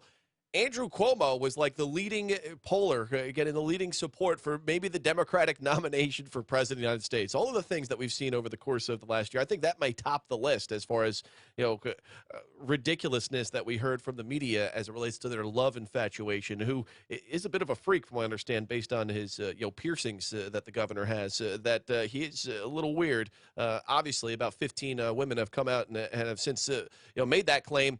But to think that that guy, was ahead of Biden at some, point of the election cycle as the leading candidate for the Democratic nominee for president of the United States, and now look where we're at. Oh, and he just made $5.1 million from his memoir about leadership in the pandemic, and I think that tells you everything you need to know. Yael Ossowski with us from the Consumer Choice Center, and when we look at the CDC guidelines, listening to the science, the data, and the experts, of course, because that's what portions of our program are brought to you by, the science, the data, and the experts, depending on which experts you're following. For 14 months, we were told that this is the way of life and don't question anything. And if you did, you were labeled this, that, or the other. You're getting in, you're going to fisticuffs around the dinner table because you're actually, heaven forbid, challenging what authority telling you. And that's, a debate that we have had in my family around the dinner table, even to this day, in challenging the experts and the science in all of this. And it's amazing to me that how the CDC just lifted the guidelines. 3 weeks ago, Yael, the director of the CDC was telling us we were heading into an impending doom if we continued to move forward with the reopening of states and the lifting of mandates and the loosening of restrictions. Yet out of the blue, no solid explanation. Just we're going to lift the mandates and you can freely operate now within your state. To me, that proves that they lied to us the entire time. I don't know about you, but when you come after 14 months of telling us this is the way of the land and we should not question it, and if you do, you're an anti-science follower, then all of a sudden, with certain states having been open for quite some time, you just come out of the blue and say, none of this even matters anymore. Go about your way of life. You get your vaccination. You're on the up and up. To me, it just means that they've been fabricating and making this thing up all along. I said in the earlier part of the show that a lot of these arguments just come down to semantics and how we define things, and how we define science has changed a lot as well. Science is not just some institution where everyone agrees and everything is set and there's 100% truth. It's a process, and there's a reason that we have different scientists. There's a peer review process where people are reviewing others' work. They're able to apply different models and see if they get the same result. And the way that it was kind of sold as if this is the set way, that's where we came to these situations where we heard one thing one day and then the other the next. One day the mask is this thing, the next day the mask is that. And it's very confusing for people. And I think the kind of idea that we have to have all fealty to capital S science, look at any kind of research that's being done and pulled our own kind of conclusions. I mentioned last week on the program, Joe, this study from MIT. They actually followed a lot of COVID skeptics online. They thought they were going to go in and these would be, religious nuts and zealots. Actually, they found that they applied scientific models relatively well, and they had a better understanding of science than many people who listen to public health advocates. They actually found that people knew how to do their own research on studies, and they believed in science as a process and not just a general institution. Anyone who says that's not true, just look at the fate of Galileo and whether or not the sun was at the center of the universe. It's the same kind of thing, and we have to watch out for the big lies like that about the masks. We have to really watch out, because when we have government power and we have health experts, when they come together, there are different incentives at play.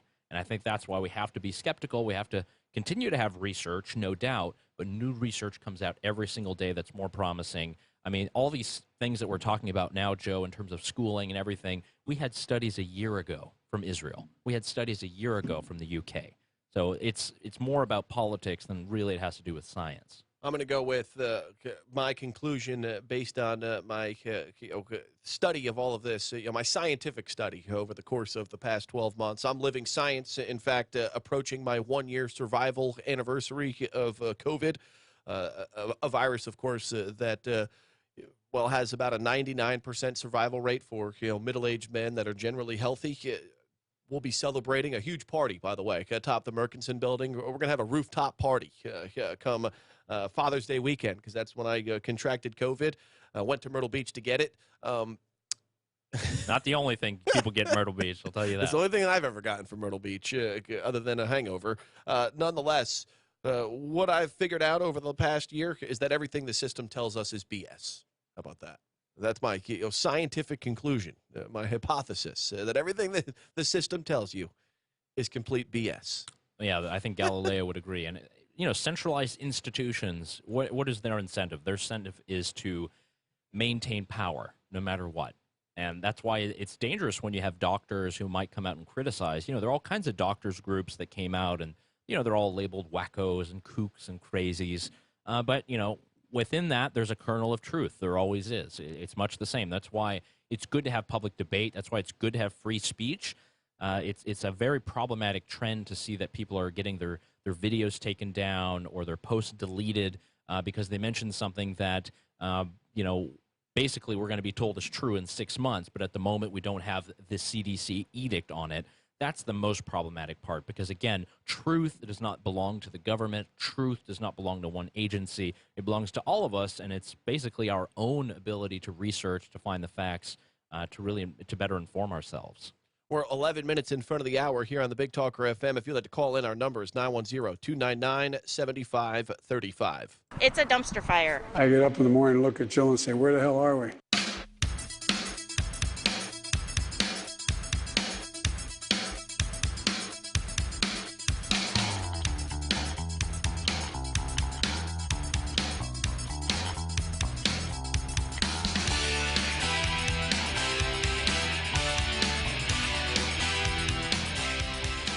With a customer referral rating of 96%, Two Men in a Truck Wilmington has proven time and time again they are the top local choice when it comes to all of your moving needs. Offering a wide range of professional moving services, including local and long-distance moving, business relocations, both full or partial packing services and storage, Two Men in a Truck is dedicated to exceed customer expectations and reliability, quality of service, and care. To start your quote, log on to twomenandatruck.com or call 910-210-0224. Parents, how old were you when you paid off your student loan? Are you still paying for it? Student debt can be crippling, and today it's even more important to keep debt in check. Help your student build a brighter financial future by encouraging them to attend Cape Fear Community College for the first 2 years. CFCC costs thousands less than four-year schools, and classes in our university transfer program are accepted at four-year schools across the state and beyond. Help your kids get a head start academically and financially at CFCC. Learn more at cfcc.edu. Hey everyone, Ben Hawkins here, your host of the Lynn with Ben show, live on 106.7 FM, the Big Talker Radio, every Saturday morning at 9 a.m. We talk all things mortgage and real estate related, and we'd love to have you join us this Saturday, 9 a.m.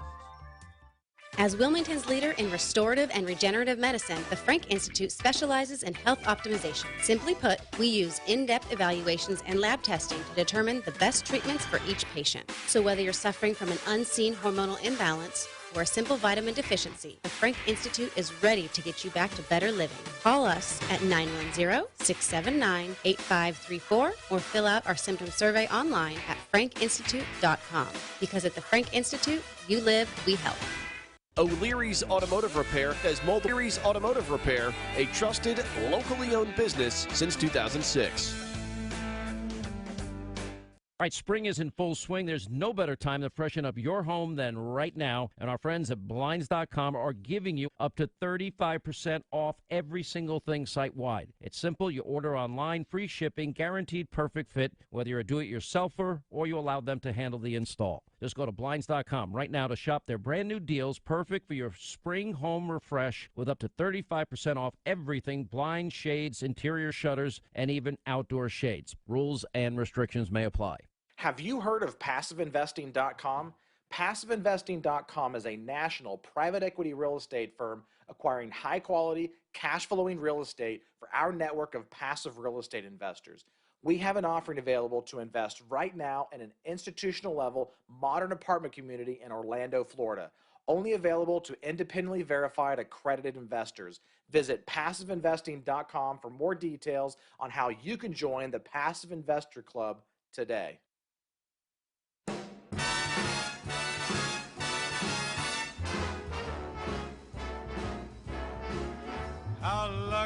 When one got beat, I kissed her and she kissed me. Like the fella once said, ain't that a kick in the head? Call me George. The room was George, what was his name in Vegas Vacation? Papa Giorgio. Just call me Papa Giorgio from now on. What a fun day that we're having here this morning. Our friend Yael Ossowski is with us from over the pond. My daughter wants to go visit. First of all, she loves your name, by the way, as we got together with the kids last night for dinner in a maskless environment. Yeah, the tables were still spaced, but there was a line around the block as far as getting into this restaurant that we went to, and then a little ice cream along downtown Wilmington, and we enjoyed our night thoroughly as the Ossowski family made their way to the coast. Yael, as we move to the top of the hour, let me ask you, your family, obviously, deals and how we've gone from bootleggers to NASCAR prominence in the Ossowski family. How does that all come to fruition? Yeah, it's a lot of fun, and it's great that that's the entire reason my family came down. And North Carolina was the place where it all happened. You had the moonshiners, you had people like Junior Johnson open. No one's being forced to wear masks, and fun sport. Finally back in the limelight. I have never yet gone to a NASCAR race, but that is on my bucket list. And due in part, the race, and all right, fine. The fact that I can bring my own booze into the race is probably, one of the highlights of attending a professional sporting event. So you're telling me I can pack the cooler with whatever I want and drink whatever I want while I watch cars run around in a circle? Of course. Wow. And that's the great thing about it. Wow. And it really is something that brings people together. I went to the race in Atlanta, I think 2 years ago. You think it's all white hicks, from the sticks. That's not true. It's actually an incredibly diverse crowd, huge numbers of minorities, African Americans. You have all kinds of different income levels. I mean, this is a great regional sport. A lot of people enjoy it. Saturday night racing is something that is a tradition in much part of the state. So I love to see it. I love to see it grow. Even, F1 is coming more to the United States. They're going to have a race in Miami on the streets. So I love it. Auto racing is something that's just super cool. It's one of the... With the Consumer Choice Center with us here this morning. He'll be back with us on Thursday as well as he vacations here on the coast after coming to the States from where we speak with him on a weekly basis out of Vienna, Austria. And again, my daughter says, I want to go to Yael's house. I said, well, we're a little bit far away from there. You and my wife might be able to go, but your daddy doesn't have his vaccine, so I don't know if he'll be able to get over to Europe anytime soon. Maybe that's the threshold that will take me to the dark side is, a chance to go visit the Ossowski family. And you think you got the cops called on you for smoking meat in the courtyard? Just wait till the Catenaccis come. The phone's going to be off the hook. No, the entire block will be turned into spies. They'd be turning you in. Crazy Italians coming to the town. Hey, you want to know something that's incredible? We talk about innovation and technology. How about that Iron Dome missile defense system in Israel? Basically, the only thing standing in the way between Israel existing as a nation and it being under total destruction. By the way, proudly backed by you from these the Hamas terrorist organization that are flying rockets into Israel over the last couple of weeks. I mean, the Iron Dome is saving many innocent lives. That is across the board. There's no question. When you look at the population of Israel, not just Jewish folks, there are many. Up to 20% of the population in Israel is made up of Palestinians. Yet, they're fighting over this strip of land that is a very holy piece of land to both faiths, and this is where we're at. Just all out chaos in the Middle East, and it doesn't seem like Netanyahu is stomping on the brakes at all. He's moving full force.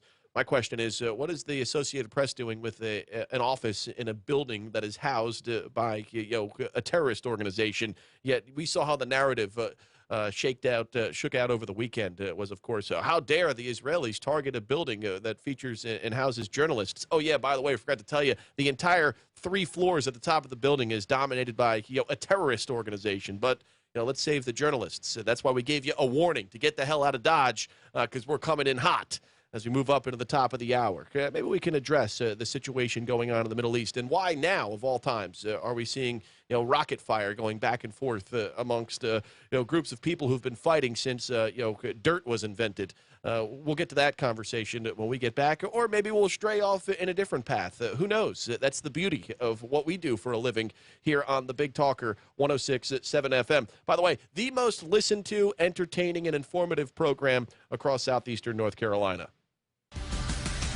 Keeping Southport informed. The Big Talker 106.7 FM WFBT, Carolina Beach. Israeli police say 2 workers inside Israel have been killed in a strike launched from the Gaza Strip. Others were wounded in the attack. It hit a packaging plant in southern Israel. At least 213 Palestinians have been killed, although the Israeli military often provides advanced warning to occupants of targets that it's planning to hit. The AP now calling the conflict a war. We're talking about a lengthy conflict. We're now over a week into the fighting. It's very heavy fighting. In some ways, it's the heaviest fighting we've ever seen between these enemies. We also see a change in the type of weapons that have been used and the types of targets. Israel is not only striking military bases and weapons and so forth. It's started to go after Hamas leaders, political leaders, military leaders, assassinations. And that's correspondent Joe Fetterman in Jerusalem. U.S. Capitol Police report that threats to members of Congress have more than doubled this year. And many members say they now fear for their personal safety more than they did before the siege of the Capitol on January 6th. Several lawmakers say they've boosted security measures to protect themselves and their families, money for which will be part of a broad $1.9 billion spending bill that the House will vote on this week. A separate measure would create a bipartisan commission to investigate the January 6th attack. Congressional correspondent Bernie Bennett. Housing starts tumbled 9.5% last month. It was a far steeper decline than the 2.2% drop that economists had been expecting. Wall Street Dow futures up 15 points. NASDAQ futures 58 points higher ahead of the opening bell. More on these stories at townhall.com. Excuse me, why don't you have life insurance yet? I've got diabetes, and I know the price will be through the roof for the pre-existing condition. Well, actually, SelectQuote makes it easy to get very affordable life insurance, even if you have a health issue. I'm listening. You'll get quotes from some of the country's most trusted carriers. Even with your diabetes, you can get around $250,000 in insurance for as little as $1 a day. That would be amazing. What's it called again? SelectQuote. Just call or go to SelectQuote.com to get your free quote. Get the coverage you need at a price you can afford. Call 1-800-694-1010 or go to SelectQuote.com today. That's 1-800-694-1010 or SelectQuote.com. SelectQuote. We shop. You save. Get full details on example policy at SelectQuote.com/commercials. Monthly premiums vary based on health company and other factors. Not available in all states. New research suggests more than half the plastic worldwide used just once and then thrown away can be traced back to just 20 companies. Until now, most researchers have focused either on the plastic waste drifting in the oceans or on the companies that sell food and drink that's packaged in plastic. This study looks further back in the process at the producers of the raw materials known as polymers. It suggests that more than half of all single-use items have been made with polymers from just 20 petrochemical companies. These biggest producers of plastic have said that they're investing in new ways of recycling, and they point out that the material plays a vital role in our lives, in healthcare and in keeping food fresh. The BBC's David Shookman. The Indian Navy working to rescue crew members from a sunken barge and a second cargo vessel adrift off the coast of Mumbai after a deadly cyclone struck the western coast. News and analysis at townhall.com. North Carolina District Attorney set to reveal the findings of an investigation into the police shooting death of Andrew Brown, Jr. Andrew Womble scheduled a news conference today to talk about what the State Bureau of Investigation found. Deputies attempting to serve drug-related search and arrest warrants shot and killed Brown in his car outside his Elizabeth City home last month. An independent autopsy by the family found 5 bullet wounds, including one in the back of the head. Womble has said Brown struck deputies with his car. Lawyers for the family who watched body cam video say it shows Brown was unarmed and didn't drive towards deputies or pose a threat.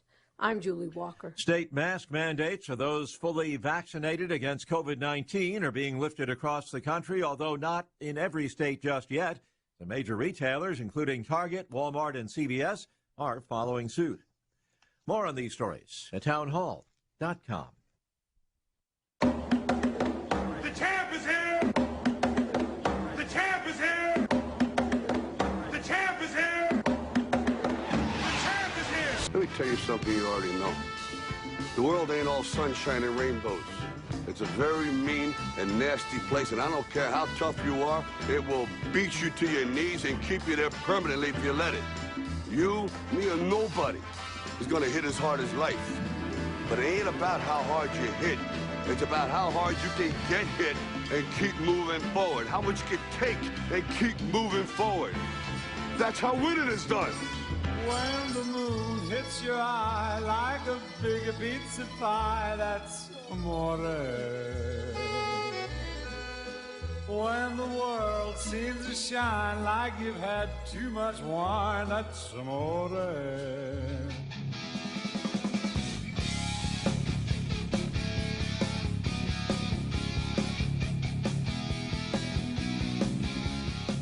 Back for our third and final hour this morning here on the Big Talker 106.7 FM. You can find us across the board at BigTalkerFM.com through our video portion of the show by subscribing to our YouTube channel. We're up and running this morning on Facebook and Twitter, of course.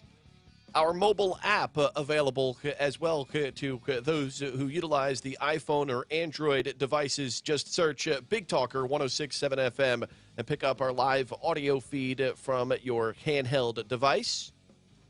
I'll say that there was some type of cork thrown in the feed here today, which may have taken you listeners offline through our online version at BigTalkerFM.com or the app. All you have to do is restart your device, or rather the application or the website. Just reload the website, and you'll be back up and running. According to our fearless leader, TK Turbo, our engineer, as we got a few calls over the last several minutes alerting us of the technical glitch. It has been, fixed and should be rocking and rolling once again here this morning, 8 minutes past 9 a.m. Yael Ossowski with us from the Consumer Choice Center. He's the host of the Consumer Choice radio show. It airs 10 o'clock Saturday mornings. He's our featured guest on Fridays in the third and final hour of our program. And Yael, since you're very much in the academic world, as far as this, in the way in which you view many different issues from your perspective as compared to what we see, in the hierarchy of quote unquote higher learning these days. By the way, that was a great movie way back in the 90s, Higher Learning. Remember with Ice Cube and who was the other idiot that was Remy? What was the guy's name? He's from New York. He's always on social media. He and one of the NBA players got in a spat. Michael, no, I can't remember his name anymore. Oh, sorry, your mic's up. Sorry. Michael Rappaport. Oh, yeah, Michael Rappaport. Your buddy. I remembered him back in the Rock and Jock basketball days on MTV, when MTV used to play music videos known as music television before it went all into reality. Nonetheless, given this wild world that we live in, I'm going to look up really quickly what the annual tuition is for Penn State University. I thought we were going to get into Middle East conflicts that date back to Jesus' time, but no. Well, let's get to another issue, a hot topic that we're hearing across the news wire here this morning. Annual tuition and fees right around $42,000 a year for out-of-state residents, which many people pony up to attend a place of higher education like the prestigious Penn State University. They've decided, their administration has decided that they're going to nix labels such as the terms known as freshman, junior, senior. They're citing a lack of gender inclusion in this male-centric world that we're living in, Yael. And they are moving down this no more upperclassmen or underclassmen. They're no longer going to use the pronouns he or she when describing a male or female on the campus of Penn State University. given that you live in a far-off land on the other side of the world, I'm just wondering what people on the other side of the world think about when they hear stories like this coming out of the United States of America. It's definitely something that really only exists in the Anglosphere, meaning the United Kingdom, Australia, United States. This kind of it's a totally different sea change. When we see to, I guess that's our theme for the hour, Joe, is just changing definitions and semantics, and this gender neutral approach, which in many cases is not problematic if it's done privately and it's on its own. But what we're talking about here is just obliterating the difference between male and female when it comes to looking at admissions or even mentioning names on or genders on websites of the university. It's again, like there's some kind of virtue that's being signaled here. I don't think most people really understand it. We've had these debates in North Carolina with HB2. I think that's something very different. I think the more prescient example is what happened with Jordan Peterson up in Canada when it comes to basically the government forcing people to use various pronouns and such, which is just not something that a state or government should require. That's something that's just based on individual decorum, individual relationships. It's not something that should be determined by government. But when we see circumstances like at Penn State that I know you're going to talk about, we're seeing the gender-neutral debate be turned law. If we look at the Family Leave Act and all this kind of stuff, there's a lot of different provisions that give various rights to mothers who've had, children. We actually now need to change and update all these laws to change that to my wife, who's European, and a lot of people in different languages. We just don't have that issue in let's say, the French language or the German language. A lot of people try to impose Latinx, which sounds like Latinx, on Hispanics in the Latino community. But I know of absolutely no Latino or Hispanic person who's ever used this, ever. And I'm pretty sure it's something that they don't like at all. Well, much language derived from Europe, has the few things that I retained from, Spanish and Italian class in high school and in college was the fact that it has a whole set of, different description words based on, whether you're describing a man or a woman. So that would, amazing how you'd have to rewrite the books pretty much from page one if you were to take this approach in Europe, depending on the language that you speak. And all this really looks at, how does the law treat various people who are either transgendered or who have transitioned? And it's a prickly question. It's something that has sunk a lot of people in news or in politics. But look, if people just have equal rights and we leave it at that, we don't try to cut it up. We don't try to, reword everything. If we just say everyone has individual rights, who cares what their gender is? I think that's a better approach, because if we do take it a whole other step and we want to try to teach children about, various, gender neutrality and this and, any of that, I think is just going to be too confusing. And it really will serve to just cut up portions of the Constitution, cut up portions of our rights. And we don't want to be in a situation where people are treated unequally, because that is not equity. It is not equality. And I think that will lead to more discrimination. There will be a lot of unintended consequences, as good as it might feel for the activists who might push this. Penn State University, a place of higher learning that pretty much harbored a child molester for the better part of 3 decades, and now they're woke. They've awoken to pronouns that may discriminate according to the vision of some in our country that are taking us down this pathway of discussion that leads to what? What's the end game here? Oftentimes, as you kind of described, Yael, people take up an issue and they do the exact opposite from what they are trying to get across to mainstream America. Why is it that good intentions are often lost on this sort of terminology or things that really have no end towards working to help or provide like you said, equal rights or equal protection under the law by stirring up all this frankly stupidity? Well, I call it the pendulum theory, right? As much as it might swing, the pendulum always swings back. And particularly when we talk about government power, when we talk about legislation, that is stuff that is important. And you don't really have a corrective mechanism right away that are done incorrectly, or you have a business that fails people. People can choose another company, another business.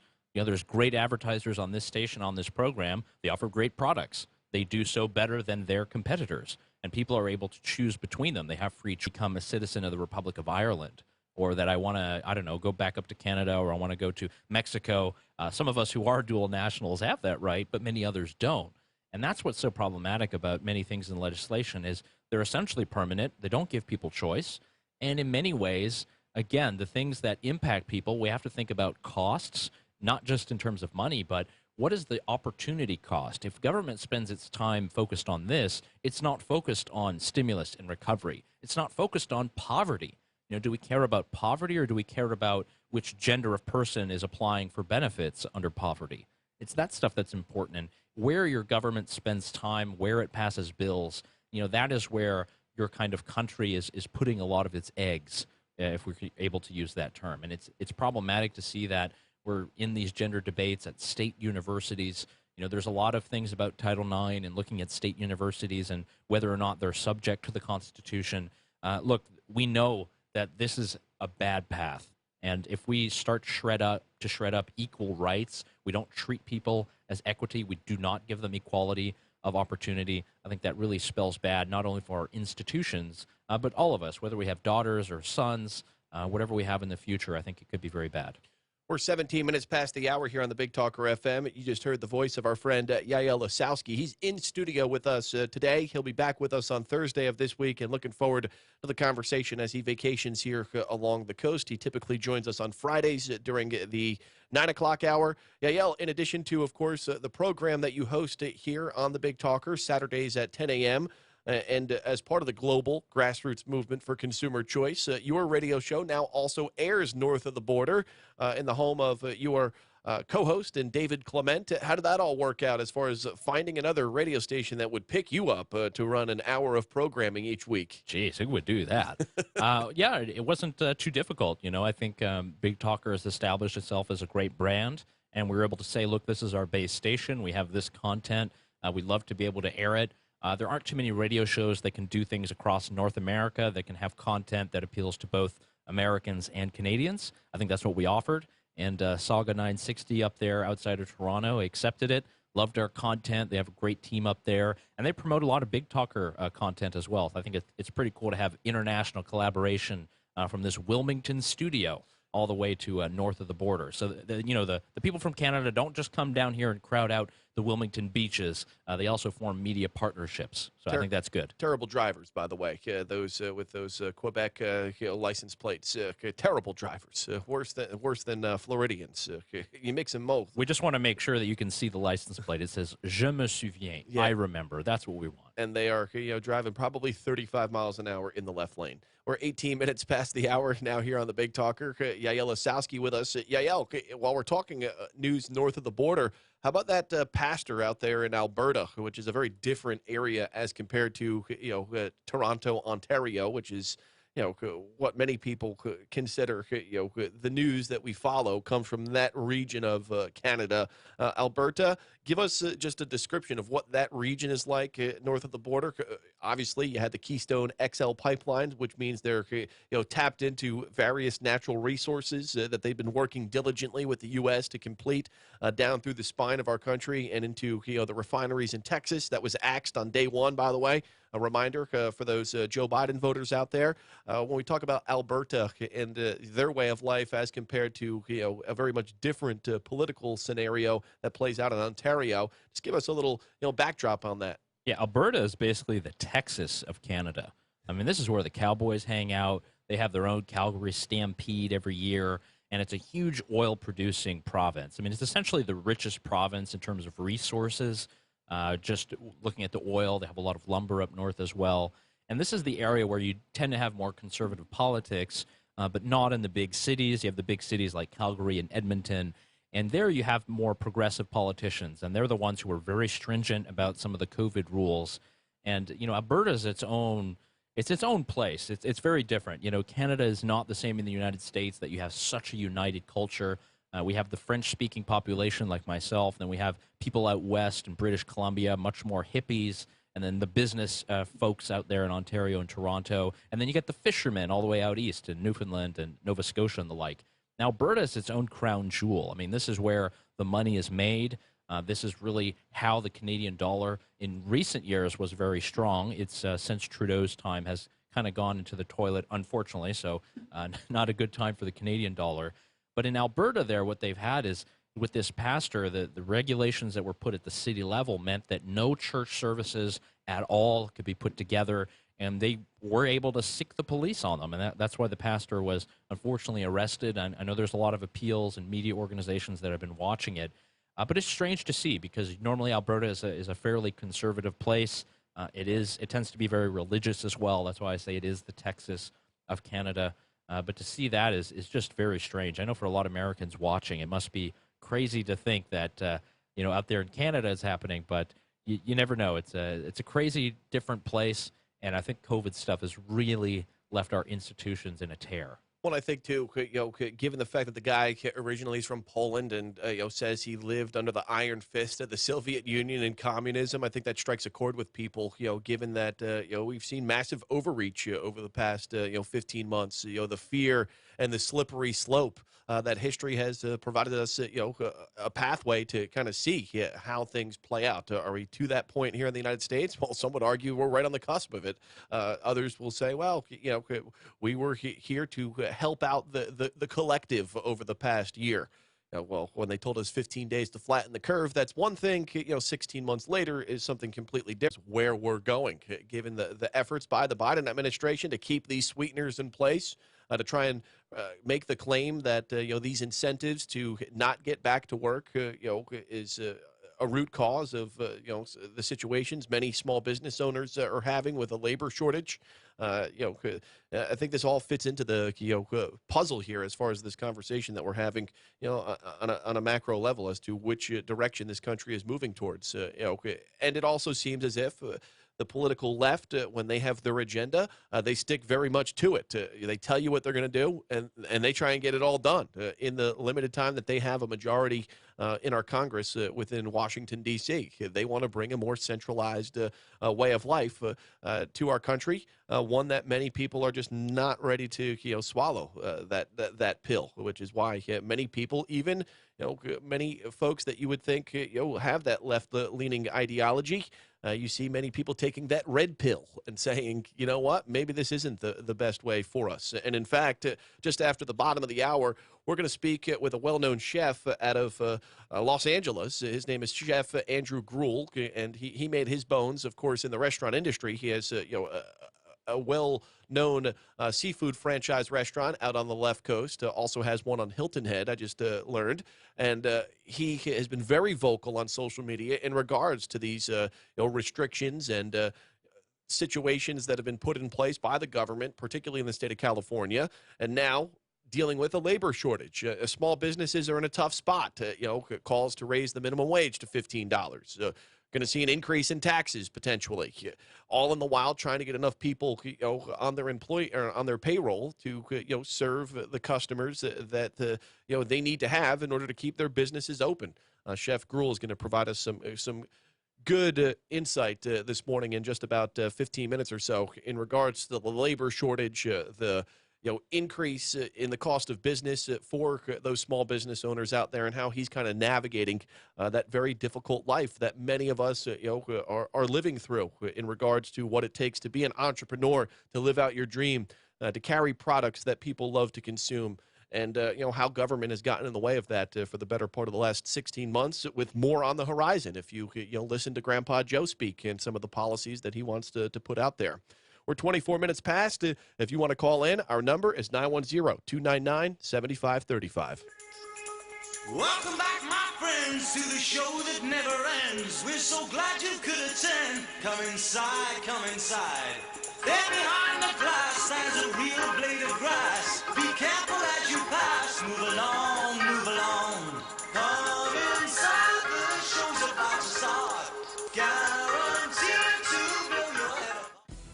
Hi, this is Justin Humphreys from the Humphreys Law Firm on Eastwood Road. The Humphreys Law Firm is located in Lumina Station, Wilmington, North Carolina, practices civil litigation, intellectual property, commercial, and residential real estate. please give us a call at 910-332-0721 or visit us on our website, which is www.humphreysfirm.law. You can also listen to me every Thursday from 6 to 7 p.m. on the Big Talker 106.7 FM. I'm Rob Renz, Marine Corps veteran, entrepreneur, and local business owner. Join me and my buddies on Monday from 6 to 7 for Signal Fire Radio, where we discuss how to successfully transition from the military and become a signal fire in your community. That's Signal Fire Radio, Mondays from 6 to 7 p.m. on 106.7 The Big Talk.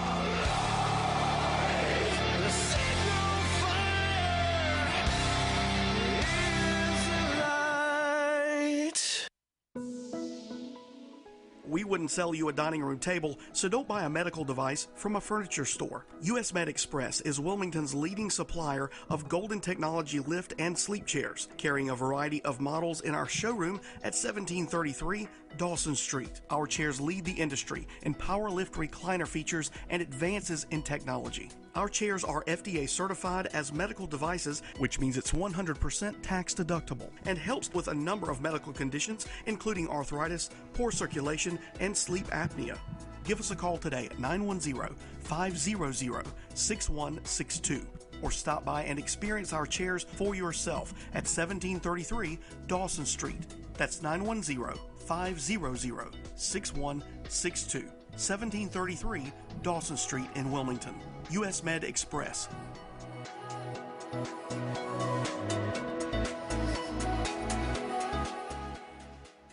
Hey guys, what if I told you that your wedding day could be the happiest day of your life, even if it rained? You sound like the weatherman. Better, Jordan. I'm a jeweler with the most amazing guarantee in the diamond business. If you buy your diamond engagement ring from us at Perry's Emporium and it rains on your wedding day, your ring is absolutely free.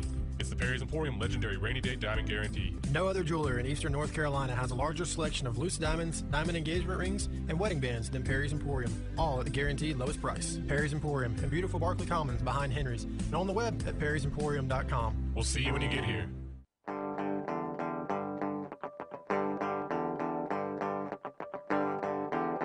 I am still living with your ghost, lonely and dreaming of the West Coast. I don't want to be your downtime. I don't want to be your stupid. All right, as we head into the bottom of the hour news break, Chef Andrew Gruel is going to join us from the left coast. Small business owner, owns a very popular seafood franchise out in California. Also has a restaurant location on Hilton Head here on the East Coast in the Palmetto State. But before we get to Chef Gruel, as we talk labor shortages, unemployment, the incentives to stay at home rather than get back to work, and restriction, taxes on small business, and how it's very difficult to do business these days, particularly if you're in the restaurant industry. Things lifting up here in North Carolina over the past week, and that was evident last night as Yael and I took our families out to dinner, and the place was packed and rocking and rolling and people making money. Good thing to see. Yael, as we round out our time together here today, you'll be back with us on Thursday. You're going to get some vacay time with the fam here over the next little while. What's on the docket as you tour the port city and areas around it over the next couple of days? Well, definitely going to go check out the local Target, something we don't have in Europe. Definitely got to do that and enjoy some good stuff. Maskless Target. I mean, you don't even know where you're going these days. Depending on the place of business, it will depend, particularly the big box stores. I think Walgreens and others still require a mask. Target does not. Yeah, Trader Joe's does not. Target's wide open. I mean, I follow Trader Joe's, so whatever they say, I follow. But Trader Jose, are we allowed to say that anymore? Or Jose? I think they've taken that brand off the counters, the shelves, because of its descriptive words towards Mexico and Mexicans. Yeah, that's unfortunate. Still a good place to go. Trader Jose. Trader Jose. I love that. Yeah, we'll just go out to the beach, enjoy that for a little bit, try to catch some sun, walk the piers. Haven't been to the coast in a good while, so I definitely want to enjoy that sun.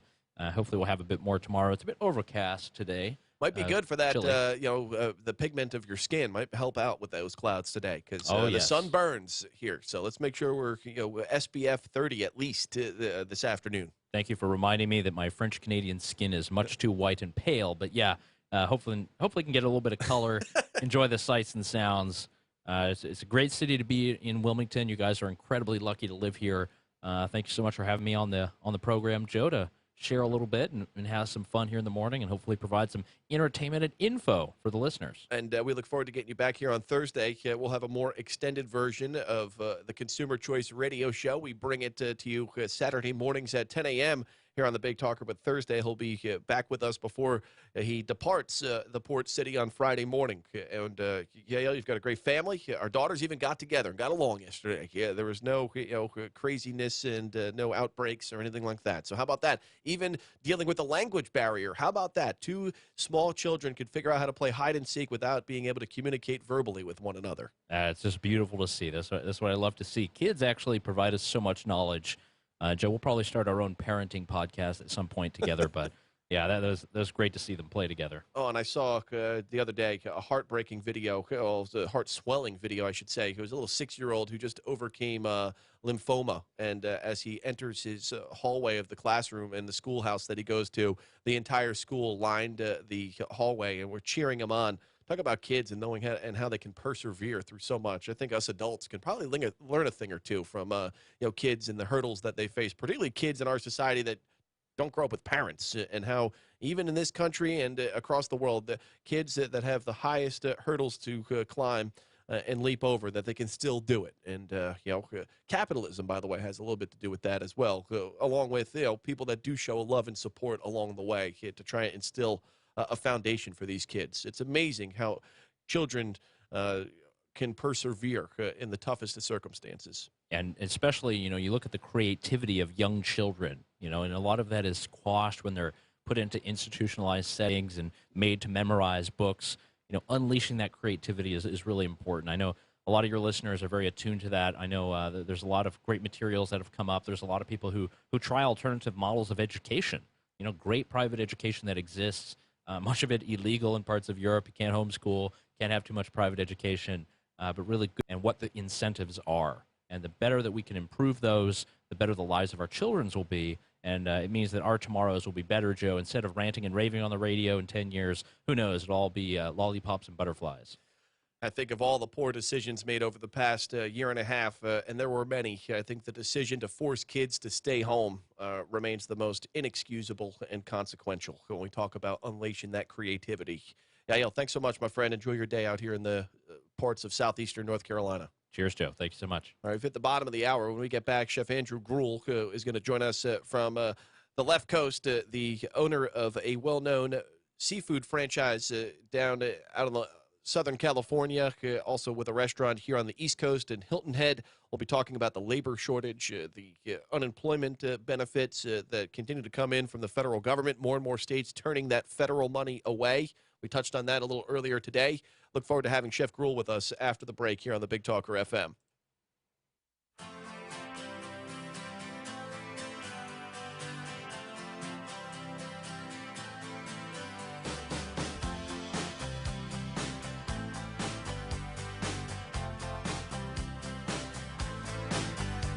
Well, I started out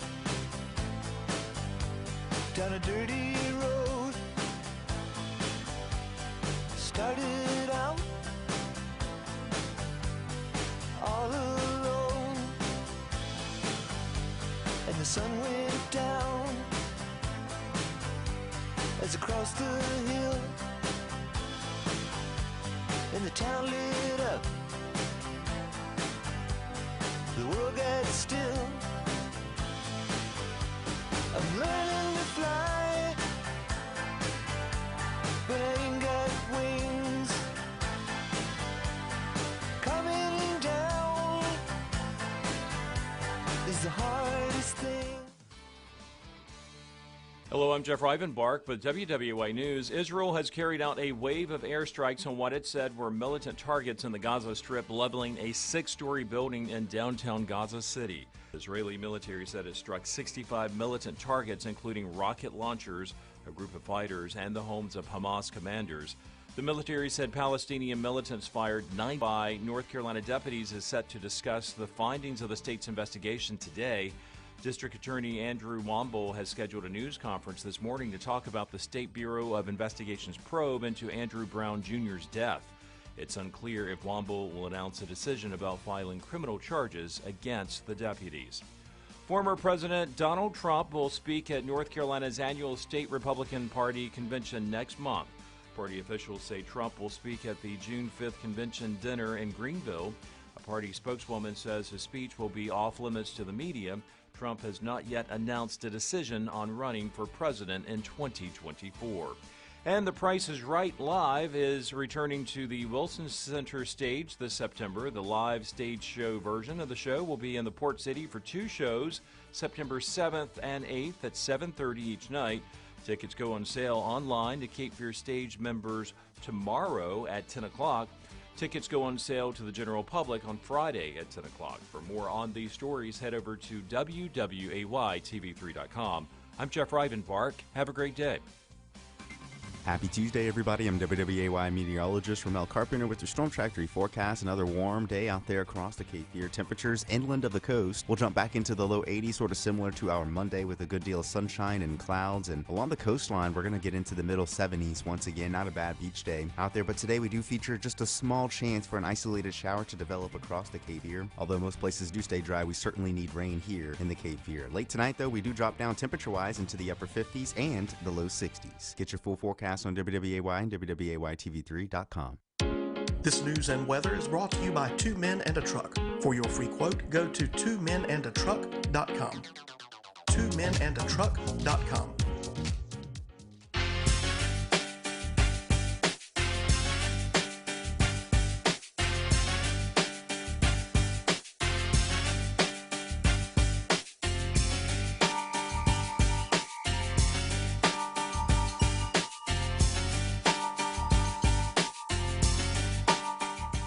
As we wrap up our show here with the final half hour, just beginning his day out on the left coast is Chef Andrew Gruel.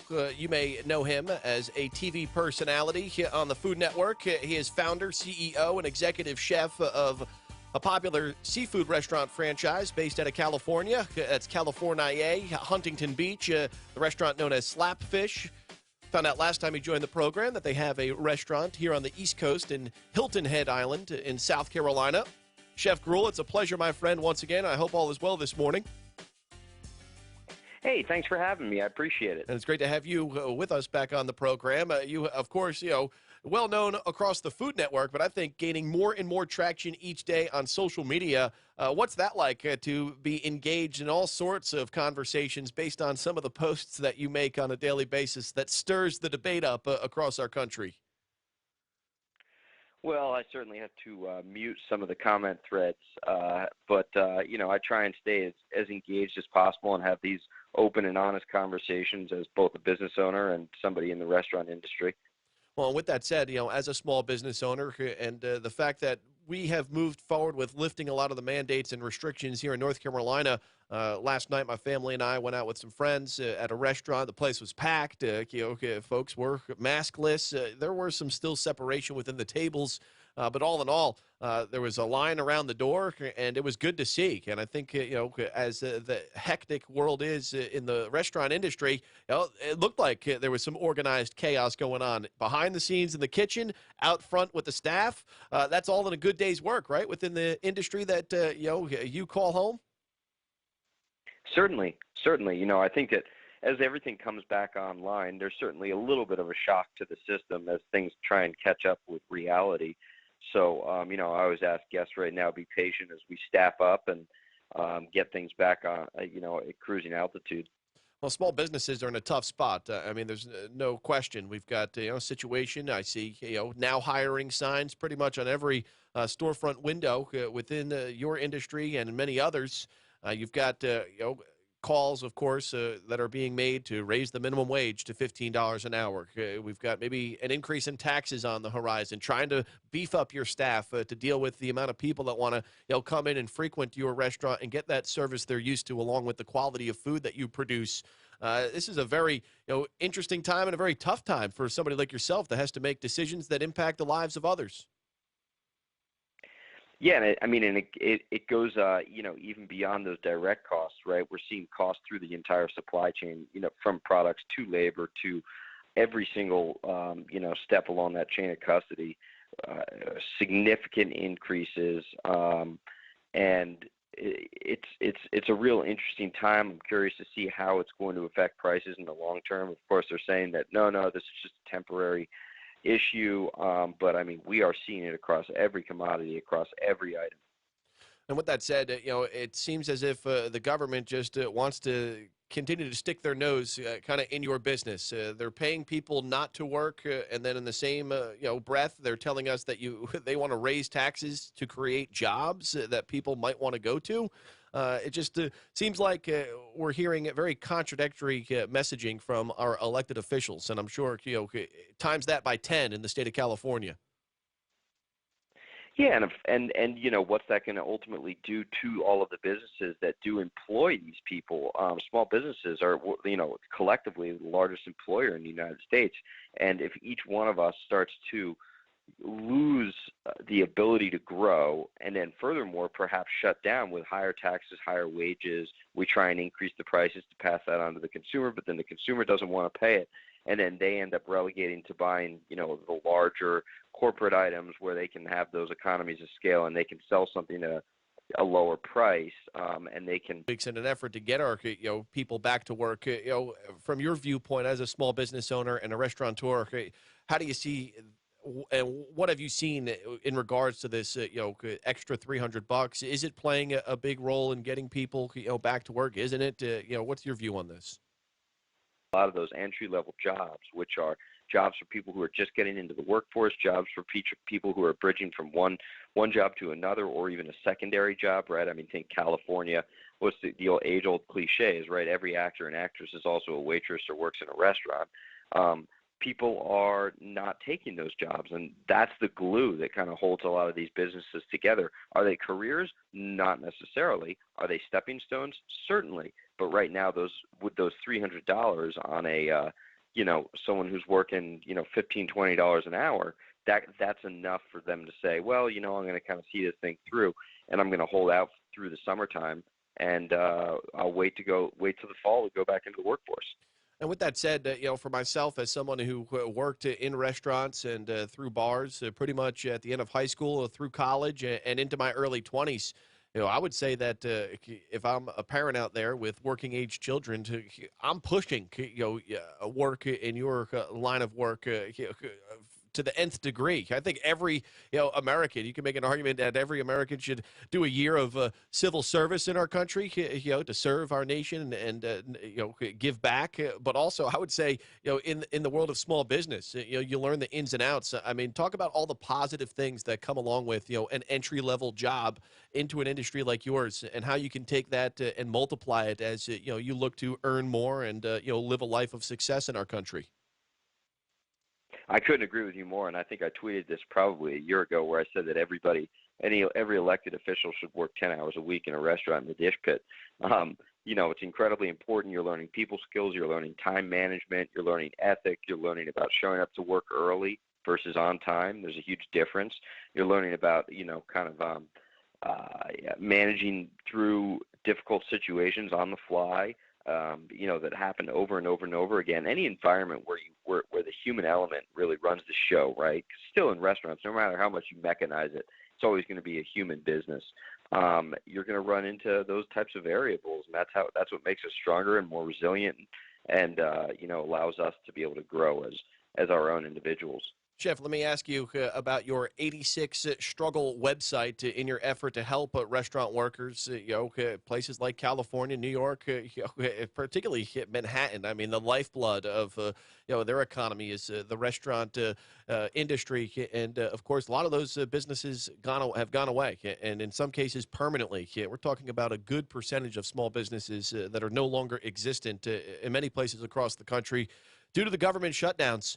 What have you been doing as far as trying to help out others that are struggling at this time?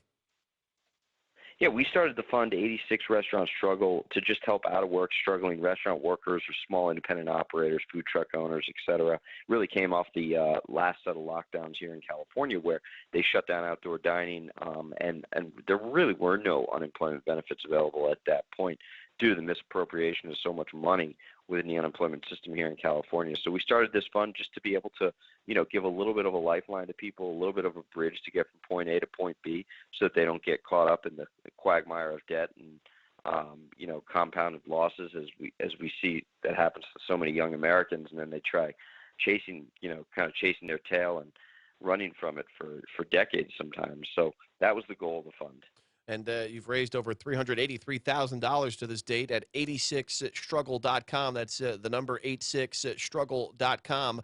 Chef, as I let you go, are we starting to see maybe light at the end of the tunnel for businesses like yours in that certain states now are going to eliminate that extra unemployment perk from the federal government? Others are staying steadfast and trying to keep that implemented.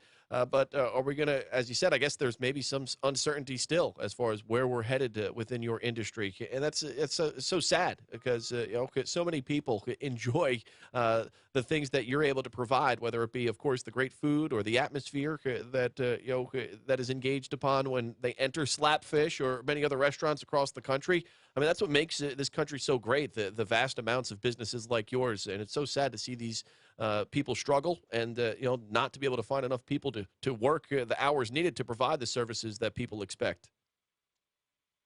Yeah, it truly is. But I think we're trending in the right direction. I think that what we're going to see labor catch up with the reality of the situation, and hopefully prices distill into a normal level, and there's not too much money thrown out there in the environment whereby we start to feel any effects of inflation. But time will tell. Chef Gruel with us once again this morning. Chef, it's a pleasure, my friend, and thanks so much for the time and insight. Thank you so much. I appreciate it. That's Chef Andrew Gruel, American Chef Teamwork. He's founder, executive chef of Slapfish, which is a seafood restaurant franchise based out of Huntington Beach, California.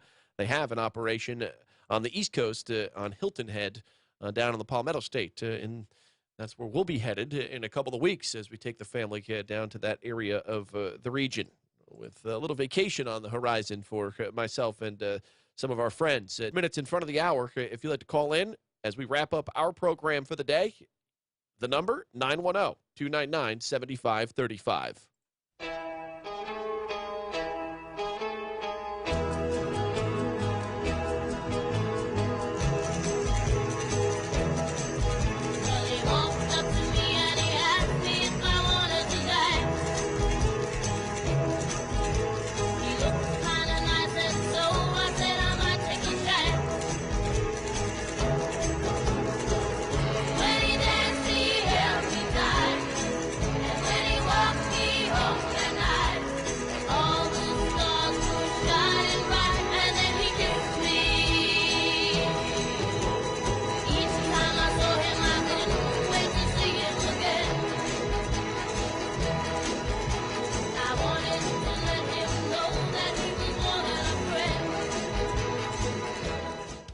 We all know ongoing road construction and traffic can weigh heavy on your vehicle. Since 2006, O'Leary's Automotive Repair has provided comprehensive repair services at affordable prices to get you back on the road in no time. Their ASE-certified technicians will help you find a cost-effective repair and maintenance alternatives. O'Leary's has multiple locations in the area in Hampstead, Leland, the Myrtle Grove area, Ogden, and Wrightsboro. O'Leary's Automotive Repair, a trusted, locally owned business since 2006.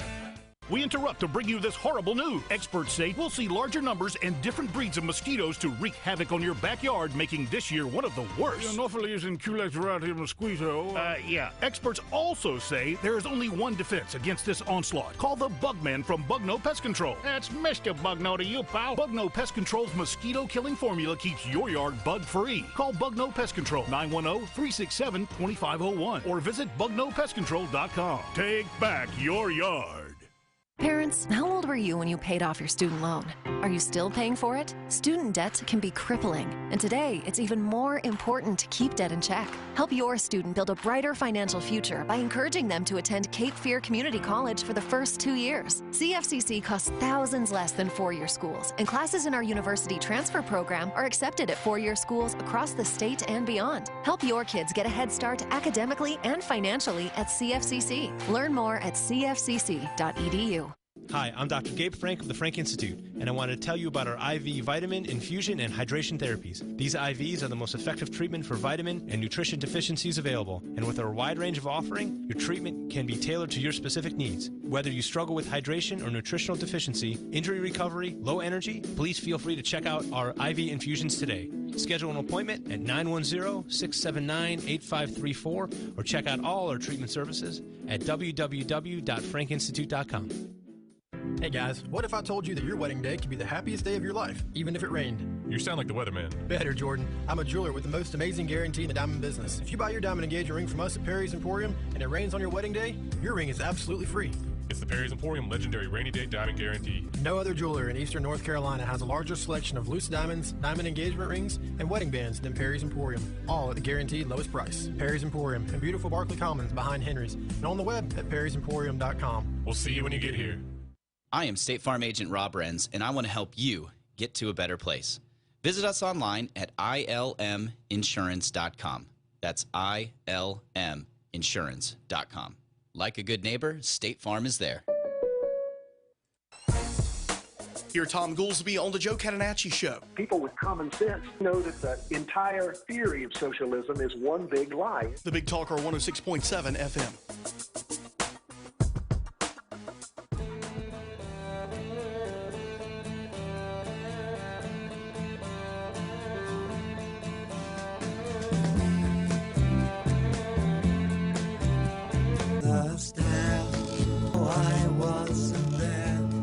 Earlier today from the Consumer Choice Center. He'll be back with us on Thursday in studio as he vacations here on the Carolina coast this week.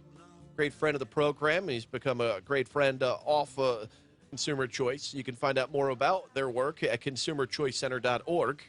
Great to have Chef Gruel part of the program, giving us insight and knowledge that you don't necessarily hear on the mainstream news media constantly as it relates to the struggles of small business, particularly as they start to reopen and get back to what life was as we once knew. Great to see the restaurant we attended and went to last night out the door with wait times and trying to keep up with the influx of people looking to get out and about. Stephen Moore with us earlier in the program, giving us the more or less trying to provide some positive ways of looking at where we're headed from an economic standpoint, despite inflation at 4.2% right now, even more than what some of the studies are showing. You paying more for products that you need to consume on a daily basis to go about your way of life. When it comes to groceries, when it comes to fuel, when it comes to other expenses that, well, in good times you wouldn't think twice about. And now you're sitting here saying, wow, okay, that cut of beef cost me what? Or grocery prices for, fresh produce and vegetables has risen by how much? Oof, it's, a tough pill to swallow. But, we're working through it. We're fighting through it. And, Yael, Freddie the Fish out in Carolina Beach with an early phone call here this morning, kind of laid it out. In these struggling times, push for efforts that you think will help the cause, but also make sure you're taking care of the ones who are closest to you, meaning your family, your loved ones, and doing what's right for you to adapt and adjust to these crazy times, particularly when a good portion of our population still wants to give so much more of their decision rights to our elected bureaucrats in Washington, D.C. Later on this morning, the state and the nation will hear from the district attorney out in Pasquotank County as he will discuss the results of the SBI investigation into the shooting in Elizabeth City from a couple of weeks back. The man, Andrew Brown, he was shot and killed April 21st by sheriff's deputies who were serving a search warrant on his home in Elizabeth City. The district attorney will hold a news conference at 11 o'clock this morning, and it comes a week after his family and their attorney watched the police body camera footage of the shooting. The attorney claims that the man was ambushed. The district attorney had told the judge during a court hearing 3 weeks ago that, they did see a pose or did see a threat based on the law enforcement reaction to that arrest warrant being served. The judge 3 weeks ago ruled that the family and his attorney could view the video, their attorney. He then said he would later rule about whether it would be released publicly, and that sprung into action some legislative efforts by a bipartisan group of lawmakers in North Carolina, led by Senator Danny Britt, a Republican out of Robeson County. We actually had Senator Britt on the program a couple of weeks back, and they have pushed forth a bill that has been passed in the Senate that includes several reforms from both sides of the political aisle. And just a little history lesson to take you back over the last several years. Republicans in the state General Assembly, despite what you may hear from the media or from their political opponents, they have pushed forth numerous measures related to criminal justice reform, whether it be the Second Chance Act or the First Step Act, which overturned mandatory minimum sentences imposed by, our governor, who once served as a senator in our General Assembly, who pushed mandatory minimum sentences, which led to the disproportionate number of minorities within our prison system. Republicans moved forward to right that wrong. You talk about the massive backlog of rape testing kits. The governor, then Attorney General, oversaw that backlog for the better part of a decade plus as our state's Attorney General. You never hear this stuff in the news because, of course, it goes against the narrative that the Democrats are the ones pushing for more equitable to enact reforms that some lawmakers see needed to be pushed forth that has been put forth and voted on in the state Senate. Also includes mental health training, improved training standards for law enforcement, increasing penalties for those who riot and destroy public and private property. These are all things that have been pushed forth in this Senate Bill 300 on the heels of the shooting that took place in Elizabeth City, and to build upon the efforts that have been ongoing within our state General Assembly over the years to debate the issues and work on legislative proposals to help fix wrongs. And that's how the process should work. This piece would allow the family to view this legislative proposal, unredacted body camera footage within 5 days after a serious police incident that results in death or serious injury. There are a number of other things that this legislation does. It's been passed in the Senate with bipartisan support. We'll see as far as the efforts go in the House, and then, if passed, to the governor's desk. Tomorrow morning, Representative David Rouser of the 7th Congressional District will join us inside the third and final hour. Looking forward to that conversation and more. It's coming your way tomorrow morning. Hope you enjoyed the show here today. We thank Yael for joining us once again from the Consumer Choice Center. I hope you have a great day, and we'll talk to you tomorrow, 7 a.m., right here on the Big Talker FM.